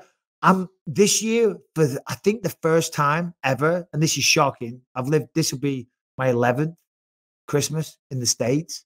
I've never sent a single Christmas card to anyone or any family in England, because I'm just shit like that. This year we're doing that. Are you a Christmas card sender? I'm not. My wife does, though. She always we do like a family picture, you know, around this time of year. Like we probably did it a month. We probably did it a month ago. The card. And so it's got a picture of our family and like happy holidays, and she sends them out, maybe 20 or 30 of them. Yeah, just bring that Christmas card back. Bring that. All right. Well. So yeah. She's sending them out. I'm not sending them out. I was Yeah. trying to say, bring us a Christmas card. American Christmas cards. This is what I want to talk about. They're not Christmas cards. I mean, What are don't get they? me wrong. They're very nice. They're photo shoots of family, right? You go out, you have a photo shoot, you all get dressed up, and then you send it on a postcard. Mhm. What in the fuck are you meant to do with that? Put it on your fridge. In England, a Christmas card, and I'm gonna go out on a limb here and say the rest of the world. It's a card, like a birthday card, but with a Christmassy. Like I got one today from a good friend. There's nothing Christmassy about it. It's a lovely picture. They're down at the beach. They're all wearing very nice things. They're essentially just showing off. Look how perfect our family is, and it's on a card. Like in England, you get it. It's a card. You can stand it up, or you can get a piece of string and you can put loads of them on. They all hang. What am I meant to do with all these cards of cheesy family pictures? You're supposed to put it on the fridge, and they're supposed to put like little like happy holidays from the Lionhearts or happy holidays from the Bispings. So now I have to, guys. They don't celebrate Christmas in China, and they've been naughty this year. So now it's my responsibility to go out and buy a bunch of fucking fridge magnets. Yeah. What It's does your not a Christmas cards? What does your Christmas cards look like? Hey Rebecca, bring me a Christmas card that we're yet to send out. Thank You you, haven't sweetheart. sent them yet. We haven't sent ours yet either. Well, we might send some of them. I don't know. They've got to get to England pretty quick. Right. But they're the cards, and they have Santa on or a snowy scene, or whatever. There's no Bisping family portrait. No, nothing. Why? Then no one wants it. They do. It's the written note inside. They can see what I look like on Instagram. You know what I mean? Which is essentially you guys are just flexing. Seen in a long time. You're flexing and people showing you haven't off. seen in a while. Do you have to give me the tackiest one of all? Old people love one. them. That was but then you open it up. May all the joys in the season brings fill your heart and home this Christmas. And then underneath you put to the Lionheart family. We love you all. Blah blah blah blah blah. We're gonna come see you. Am I all. getting one? Am I getting one? Do I? And then this is the best bit. How you are? It can stand. I mean, not on my arm because it's just too muscly. Or here's a little tree one. But again, ooh, that's cute. They open up. And you can sit them down, right? And you can sit along your fireplace, or a piece of string which goes along here, and you have them all like that. And it's very nice. And you're like, oh, look at me, aren't I popular? I got a lot of Christmas cards. You're gonna fuck around and have to go get a magnet for me. He says we put them on the fridge. That's what you do. No, our fridge doesn't do magnets. Our fridge doesn't do magnets. Now we got to buy a new fridge. What, you got a Tesla fridge too? Shit. We got a Tesla fridge, he says. Jesus Christ. Anyway, that was stupid. Harrington, what else we got? Or what have we got, Anthony? We won't keep you too much longer. Sean Strickland, Jared Cannonier. Sean Strickland, Jared Cannonier. You think Sean's got a tough time? I do. I think he's got a tough time. I think that I just think that Cannonier's the better athlete. I think he's faster and more explosive and carries more power in his hands. I mean, fuck, the guy outstruck Anderson Silva. You know what I mean? He had a tough time without Asanya, but he wasn't hurt or he didn't get knocked out. He got 50-45'd, but he was in there. You know what I mean? He was still fighting. So I just think it's tough, man. I think that Sean Strickland's going to have to change part of his game. And I don't mean he needs to change everything. And I think he needs to add some things. He's become pretty predictable. Ooh, good. It's bad. It's bad. It's a bad cough. No, I do, man. I think Strickland's got it. He's got a tough road. The thing is with Strickland as well, coming off that knockout loss to Alex Pereira, have you been knocked out cold, Anthony? Once, yeah. Yeah. Coming back from Adlon Amagov on the regional scene. No, on Strikeforce. Right. Slept me. It was like lights out. It was ugly. Do you recall when you came around not knowing what day it is? Yeah. Isn't it the weirdest feeling? Yeah, you're like, you don't know what happened. Like, you're like, did I take a nap? Was that a dream? And then you try to go back to figure out what the last thing you remember was.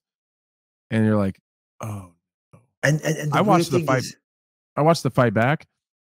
And I was in there fighting for, I don't know, a good minute and a half unconscious, because there's like, I remember my last thought was getting up from like a grappling exchange. and we got brought back to our feet. And there was like some exchanges, a lot that happened in that meantime, but that's the last thing I remember. Yeah, and the weird thing is, I don't know if you do the same, but I'm assuming most of us do.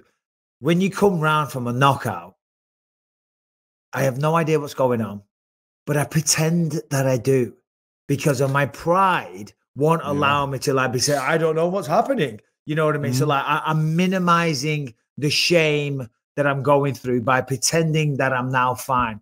Like, you know, I got clipped off Gastelum in that that fight. And I remember I didn't know what day it was. I didn't know what was going on. Do you know what I mean? And I was backstage and I was just like, yeah, I'm fine. And I didn't know. But I should have just said, whoa, guys, I got to fucking sit down a minute. I've got to lie down. What is happening? What day is it? Where fucking China? We're in China. When did Were you really shocked by that? Oh yeah. I didn't know what was going on. Like, why the fuck are we in China? What the fuck? We're in China. Where's the Bispings? Fucking hell, they didn't even come and watch the fight. The only reason I took it, I thought I'm going to take one last fight in China in front of the family. God damn. Anyway. All right. Well, listen, we won't keep you, Anthony, because I got a bunch of research. God damn it. You got work to do. The worst part. Well, you've got questions to answer to us as well, because we didn't do any on Monday. So, you know, if you haven't subscribed and rung the bell, seriously, come on, guys. What are you doing? We got guests, we got analysis, we got laughs, we got heartful insight between the two best fighters on the planet. We've also got questions as well. If you want to send them into bympod@gmail.com, please do so. Harrington? If you're listening on iTunes, Spotify, wherever you find podcasts, make sure to subscribe to the show. Leave a 5-star rating, positive review to help us out on those platforms. If you're watching on YouTube, make sure to subscribe to the channel and you hit that notification bell to find out whenever new episodes come out. And if you want to catch over 400 episodes you can't find anywhere else, ad-free and uncensored, head to gasdigitalnetwork.com. Use the promo code BYM, get a 7-day free trial. Hamilton, just come on. Where do you sit on the whole Christmas card debate? Because another thing is, it puts us under pressure. Maybe we're not camera ready. You know, we've got to find a photographer. We're going to pay for someone. Do you know what I mean? I'm a very busy man. I don't have time willy-nilly to do photo shoots. Send a card. I mean, I don't know. Here's the thing. It is tough when you get like a Christmas card in from someone, and it's like, I know you're a piece of crap. How did you get this together? You know what I mean? You can get it together for a Macy's photo shoot like this. Like, it does kind of make me feel a little bad. But I don't know, dude. If I just got like a jolly old Saint Nick wishing me a happy holidays, it'd be like, all right. Yeah. You know, there's no real effort put into this. Okay, well, fuck me. You know, that's fine. Well, have you done a photo shoot, Anthony? For my Christmas card? Yeah. That's exactly what it is. It's my family. But where do you do this? We have a photographer. We just call her.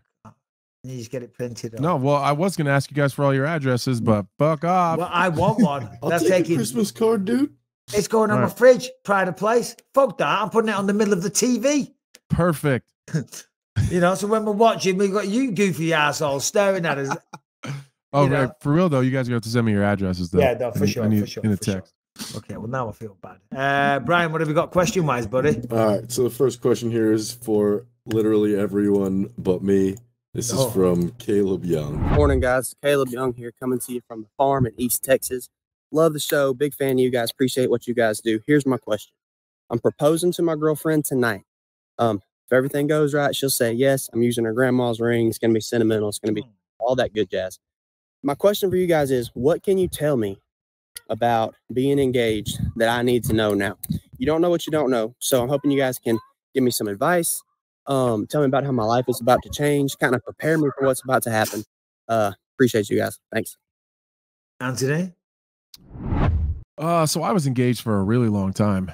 We were engaged for like 6 years, like forever. But if it's like an engagement where you guys are actually planning on getting married within a certain amount of time, like a halfway decent amount of time, the wedding process is a motherfucker. Oh God. It's expensive, and you're gonna want a couple things that are maybe you won't, maybe you don't give a shit, but there's a couple things that I wanted to be a certain way, and you just got to let them do it.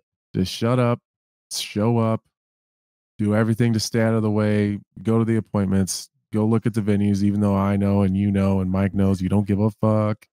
And just let her handle it, because it's like a dream for women, you know. Like, I don't know very many little boys that have dreamed about the day they get to walk down the aisle and be married. If Lucas is dreaming of that, I'm going to give him a slap. It's for girls. It's for women. That's their dream. That's the things they think about as little kids. Let her live her dream. You're absolutely right. But one thing that I'm sure you agree on this, because you're right, the whole wedding process is a nightmare. And like you, we were engaged for a long time. I proposed to her on Christmas Day before I was leaving to go on The Ultimate Fighter a few days after. And we didn't get married until 2014. So we were like married engaged for 9 years. Can't rush these things. You got to be sure. Got to be sure. That's what I always say. I was testing her still. You got to take I didn't know. time. What was I saying? Oh, my mind just went blank. When going through the process of getting married, the taste testing though, that's good. I love that. Yeah, bit. We did it a couple times because we had to be sure. Yeah, the taste testing was fantastic, and we spent a bloody fortune on the wedding. And then by the end, I was like, I'm sick of this. I'm spending far too much money, and I scrimped and didn't go for the number one thing: a videographer. Because we can't. It was a lovely day. We had a lovely wedding. It looked sensational. We had a string quartet. We had all the stuff. It was great. But all we have is pictures. Don't if it starts, because the cost does spiral out of control, doesn't it? It spirals quickly, a little bit quickly. Yeah. The dress is expensive. Then they want this, and they want curtains in the place, and they want fucking drapes, and they want this. Blah blah blah blah. I'm like, whoa, this is wild. How much this is costing? I'm like, we don't really. Videographer, that's another $5,000 this guy wanted. I'm like, that's another $5,000. I'm like, no, that's the one thing we should have had. And we had a videographer. Though honestly, the one thing I'm glad that I didn't skate on and try to get in cheap. Like every time I've been to a wedding, I'm not even a big cake person or cupcakes. I'm not a big slice of ours. I'm not even a big cake person, but you feel obligated sometimes when you're at these weddings to like have a piece of cake, right? Like you got to eat some of the wedding cake, and it always sucks. So it was like, whatever. So I love how awesome cakes look. So I went and my wife was like, I don't give a shit about the cake, whatever. She's like, fuck the cake. I'm like, no, it's got to be magical. So I got this like 4-tier, like it was amazing. It was so goddamn good. So I went big on the cake. That was the one thing I actually cared about. Go big on the cake. There it is. Big on the cake. Harrington. I was just going to say, because he did typically ask about getting engaged. You guys are talking about wedding stuff. I will say, just get used to saying the words, my fiance. Because once you call her your girlfriend after you give her the ring, she's going to give you a look. Well, for sure. Because then you're talking about two different people and you don't want to mix those two. Well, exactly. And then when I got married, I would still say my girlfriend sometimes as well, because I was so used to saying that. Do you know what I mean? It's just like, you got a girlfriend, a fiance, and a wife. Yeah. Anyway, Brian, what else? All right, we got another challenge and a question here from Mr. Sam McLean. I like the challenge. Roland Visa from Germany. Hast du ein Bleistift, Scheißerkopf? You versus me one day. Hey, Mike and Anthony, what's the worst mess you had to clean up after your kids? Oh, God. Ooh. Well, so I remember once, years ago, when we lived in England, the toilet got blocked, right? Oh, and we only had one toilet in the house. You know what I mean? I know in America there's a lot of toilets, but a typical terrace house or a typical house in England will have one toilet. And so we only had one toilet, and it was full. But like, well, you've got to go. So that by the end, the thing was just shit and piss. It was just disgusting, right? And then I was so broke. I was trying to not pay for a plumber, and all my friends were kind of like tradesmen and stuff. So like, we were trying everything we could. We couldn't unblock it, so we were having to scoop out fucking the toilet and then empty it, and then we're like. And then it would fill again. I'm like, what is going on? What is going on? And in the end, Burge, my old mate, came round. And because we did this one time before, I unscrewed the toilet. I took it away from the wall. We tried everything. You know what I mean? And because we pulled it out and we looked, and we're like, everything looks clear. We couldn't figure out why it wasn't going. And I put it back on. And then Burge came around one night, and we did the same thing. And we pulled the, what do you call it? the toilet seat out Yeah. away from the wall, and we did that. But I never did this and looked into the toilet seat that way. Do you know what I mean? Looking back into it. Yeah. And when I looked there, one of the Thomas the Tank Engine trains was like sideways clogged in. The little shit, literally. Oh, So he flushed by accident one of his Thomas the Tank Engine trains that had gone sideways in the thing. So like some feces was passing through, but eventually got clogged. It was disgusting. That was a bad one. That's a bad one. Yeah. I got two that are pretty close, but nothing ever too crazy. But when my oldest was a baby, like I didn't know shit about kids, really, to be honest. Like I just was kind of stuck trying to keep this thing alive, you know. My wife had babysat a lot, like growing up, so she was good. But the oldest was like, I don't know, she was probably 15 weeks old, maybe, because my wife had like 14 or 15 weeks off of work. So when she went back to work, she worked overnight. So it was just me and the baby from 7 p.m. to 7 a.m.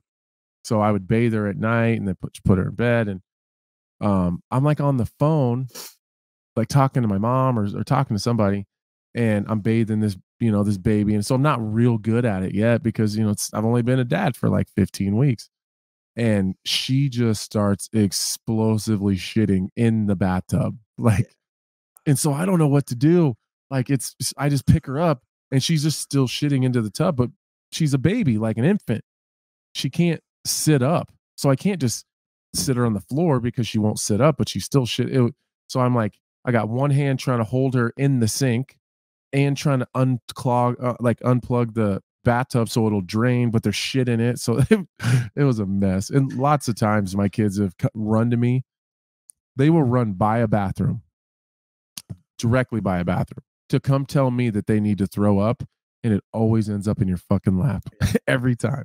That's what they don't say. When you're going to be a father, you get used to and you get normalized at just dealing with human shit. You know what I mean? Puke or whatever. Like, it's not even weird to me. Talking about fatherhood, Rebecca, and someone sent a question and saying, what's like one of the most disgusting things we had to clean up? I'm just saying you just, because like normally until you have kids, you don't touch other people's shit. You avoid it like the plague. Right. And just coming into contact or seeing it or shaking hands with someone who's just been to the toilet and not washed their hands, but let alone touching it and being on it and cleaning it up and rubbing it off you and throw up on you. You get used to that. But do we have a story, babe? Come a little closer to the camera. Come around on camera. What are you talking about? The most disgusting thing that I've had to clean up? Yeah. I can't hear. Oh, yeah, there you go. Okay, well, apart from like usual like dog diarrhea and stuff, remember when the fridge was unplugged in the garage for about a week and there was meat in there? Right. And we had to clean all that up, like rotten meat, and it was all leaking everywhere. I do. Yeah. What's that going to do with human feces and shitting kids? I thought we were talking about the most disgusting thing. That's pretty good, though. That's a pretty good one. Though. Like rotting, horrible meat. No. Because that was Callum, wasn't it? Callum had unplugged the fridge to like use one of the exercise equipment, and he didn't plug it back in. And it was like in summer as well. Yeah. It was so bad. Like it was, even for me, I'm pretty good with stuff like that. It was nasty. It was very nasty, but I apologize. Are we talking feces? Well, yeah, that's not very pleasant. Well, that's what we're talking about. That's the conversation. Okay. That's where we go to on this. It's hard hitting stuff. Nice. Yeah.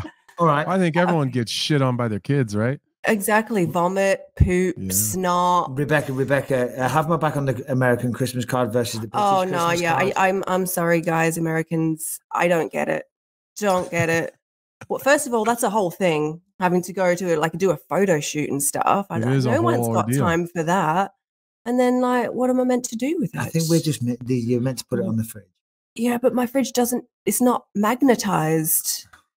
It's not metal? What kind of fridge you guys got? Yeah, no, it doesn't like. That's a good point. There's like a coating on the front and it's like not metal. It's metal at the side, but it's like, I don't know. Yeah. I don't know. You're trying to get rid of me. Don't call me in here. I'm not. I just wanted to know a quick question. I'm not trying to get rid of you, babe. You got time for one more from Brian? Thank you, darling. Let's do one more. Yeah, we can do one more because I know you got to get going, Anthony. One more question. We didn't do any on Monday. All right, so this one is actually from Monday. This is from a Mr. Parker Perro. Hey, BYM crew, this is Parker from Canada. Anthony, Mike, said Anthony first because we all know it's his show now. Brian, Harrington. So my question is, this main event kind of had me thinking about it, of UFC 282. Why don't fighters just always train for 5 rounds? Like, I know that a lot of guys will probably never get to a main event or a championship fight, but wouldn't it just be great to always train for 5 rounds and just get your cardio better just in case something happens, or if you are planning on making it to a 5-rounder one day? Like, I just think that would be better for your cardio overall too, you know? Yeah. But we can end that question there. I'm hoping you guys can answer that question. We appreciate the question, but it's kind of stupid. Yeah, why don't you just go to work for 12 hours instead of 8 to prepare for the day that you might get stuck at work? Yeah, for 12 and hours. like, and not get paid any extra for it, and do that extra work and put your body through it, and get punched in the head more and kicked in the leg more. Come on, bro. To be fair, all of, like, I don't want to say all, because sometimes I speak in absolutes and there's outliers that are a little bit different. For the most part, I would say 80%, 70% for sure of all fighters that have ever fought in a main event didn't change anything with their training when they went from 3 rounds to 5. Maybe you add a couple extra sparring rounds. Maybe you're pushing it harder personally. 5 rounds is just a pace. It's the only difference. I know all the fans think they're getting 2 extra rounds. What you're doing is you're getting 2 rounds at the beginning that are going to be slightly lower output because we got to go 2 more. Like, we changed a little bit of the pacing. We changed maybe a little bit of training, but like, for the most part, the difference in a 3-round training camp and a 5-round training camp, it's about the same. Yeah, I agree and I disagree. You're right. I mean, you are correct, and I think a lot of people probably can jump up and do 5 rounds, even when they're ready to do 3 rounds. And certainly, as you say, if you pace it. But when I was getting ready for my fights, and thanks for your question, by the way, we're only joking.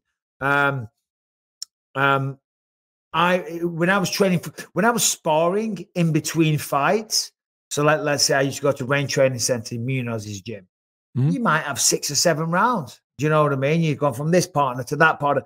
It's a sparring day after you've warmed up. When I was training for a fight specifically, I have 3 or 4 partners. You know what I mean? Or I'd have 2 partners around every 2.5 minutes, switch it up. Not every minute. Because every minute, if you do it every minute, that's not enough time to transpire, to get into a groove, to work your game and things like that. I think 2.5 minutes is good. The reason you switch them up is because when they're starting to get tired, bring in a fresh guy that can push the pace. And I'd only do that for three rounds.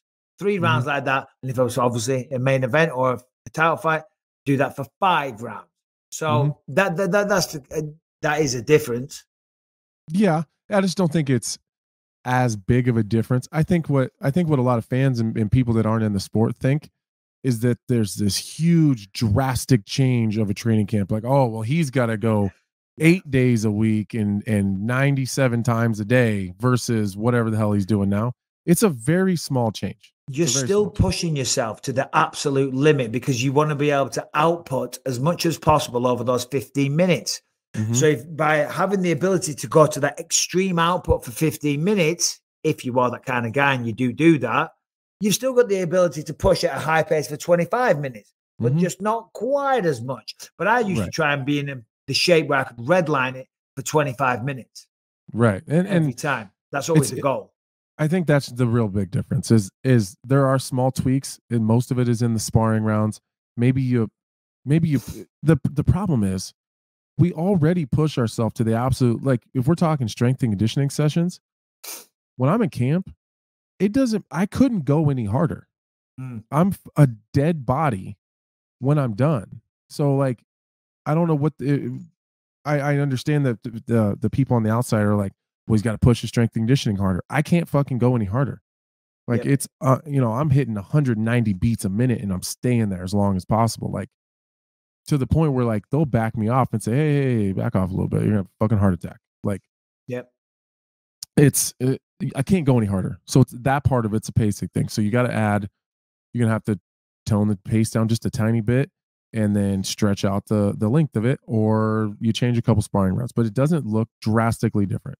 I guess that's my point. But you are right. Like you add some rounds, you do a little bit of a different thing. It's a little bit more work. Like generally, if I was doing 3 rounds for my run, I would always make it 3 miles. If it was 5 rounds, which is 25 minutes, wouldn't make it much longer. Do you know what I mean? Right. Because it's pointless. There's no point going for a 6-mile run unless you're trying to lose weight, unless it's just a day where you're going on a nice, slow cardio, just a fat burning jog.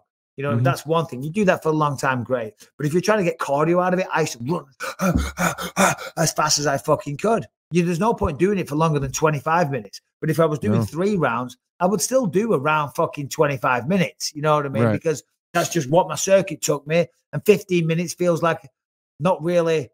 I didn't really go for a run. You know what I mean? I'm like, I got to do more than 15 minutes. You know what I mean? Yeah. Well, that's it. That's the show. Real quick, on the spot. Last thing. Jared Cannonier, Sean Strickland. Who wins? I think Jared Cannonier. I think he gets a finish too. Right? Interesting.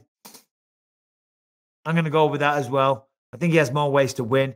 I think he needs to be careful if he takes Sean down. Sean has really underrated jiu-jitsu. He's got a good grappling game. That's what you've said. I'm interested. I'd like to see it. We haven't seen it. We haven't seen it because he's been so competent and got so used to out jabbing, out boxing people essentially. And he's done a good job at that, and talking shit. And he's an exciting addition to the roster. I love all the shit that he talks. Don't agree with all of it, but I like it. Yeah. But I'm telling you, I enjoy the entertainment out of it for sure. Yeah, correct. He's got a good ground game though.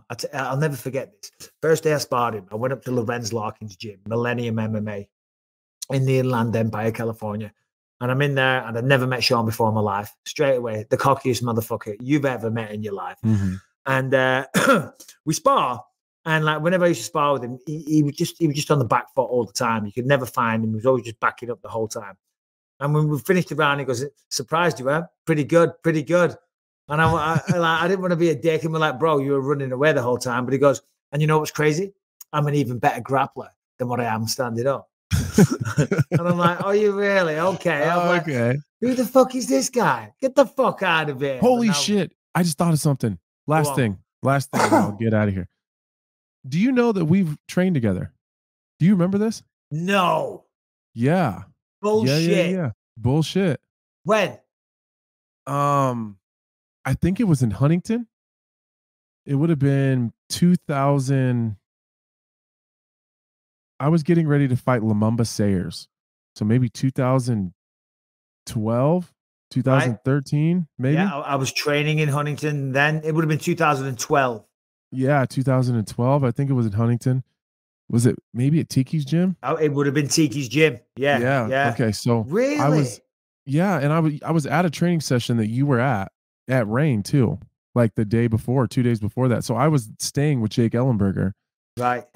Training with him at Rain, and then we went and trained with the Rufo brothers while I was there. And then we came and had some sparring and grappling with you. I remember you heel hooked me. Did I really? Yeah. Oh, that just made my fucking day because I thought it was going to go the other way. It's like, Bisping, you're really going to work on your ground game, bro. Sean's right. No, you heel hooked me. Yeah, I remember it was like, I think I got we were doing like somewhat weird. It was like me, Joe Ellenberger, Jake Ellenberger, and you, and then Kendall Grove was there. I remember Kendall was there. Kendall was always a part of my camps back then. Yeah, Kendall Grove was it. That's where I met Kendall Grove, and I still have been in contact with him to this day. Kendall's the man. Shout out wild. Kendall Grove. Yeah. Fuck, man. I don't remember at all. There was always a lot of people coming in and out. Just choked the shit out of me and heel hooked me. And I wasn't very good back then. But I went hard, though. Well, we'll roll next time. We'll get it on camera and you can make mincemeat out of me. But still, until then, enjoy Vegas. Love your analysis. Enjoy the fights, everyone. Enjoy your weekends. If you want to send Christmas cards, send whatever the hell you want. I'm just being a Grinch, but we love you all. Anthony, I say this every time. Message for the believers. Always. I love you guys. Follow me on Twitter. Yeah. I don't know why. I like Instagram too. You can follow me on Instagram too. They're both at Lionheart A. Smith. I'm going to start firing up some more. I need to be better on social media. Like, you do a real good job, especially when you're at the fights, giving updates and whatever. I need to do a better job. So I'm going to try to live tweet the fights as I'm there watching. Nice. So, yeah.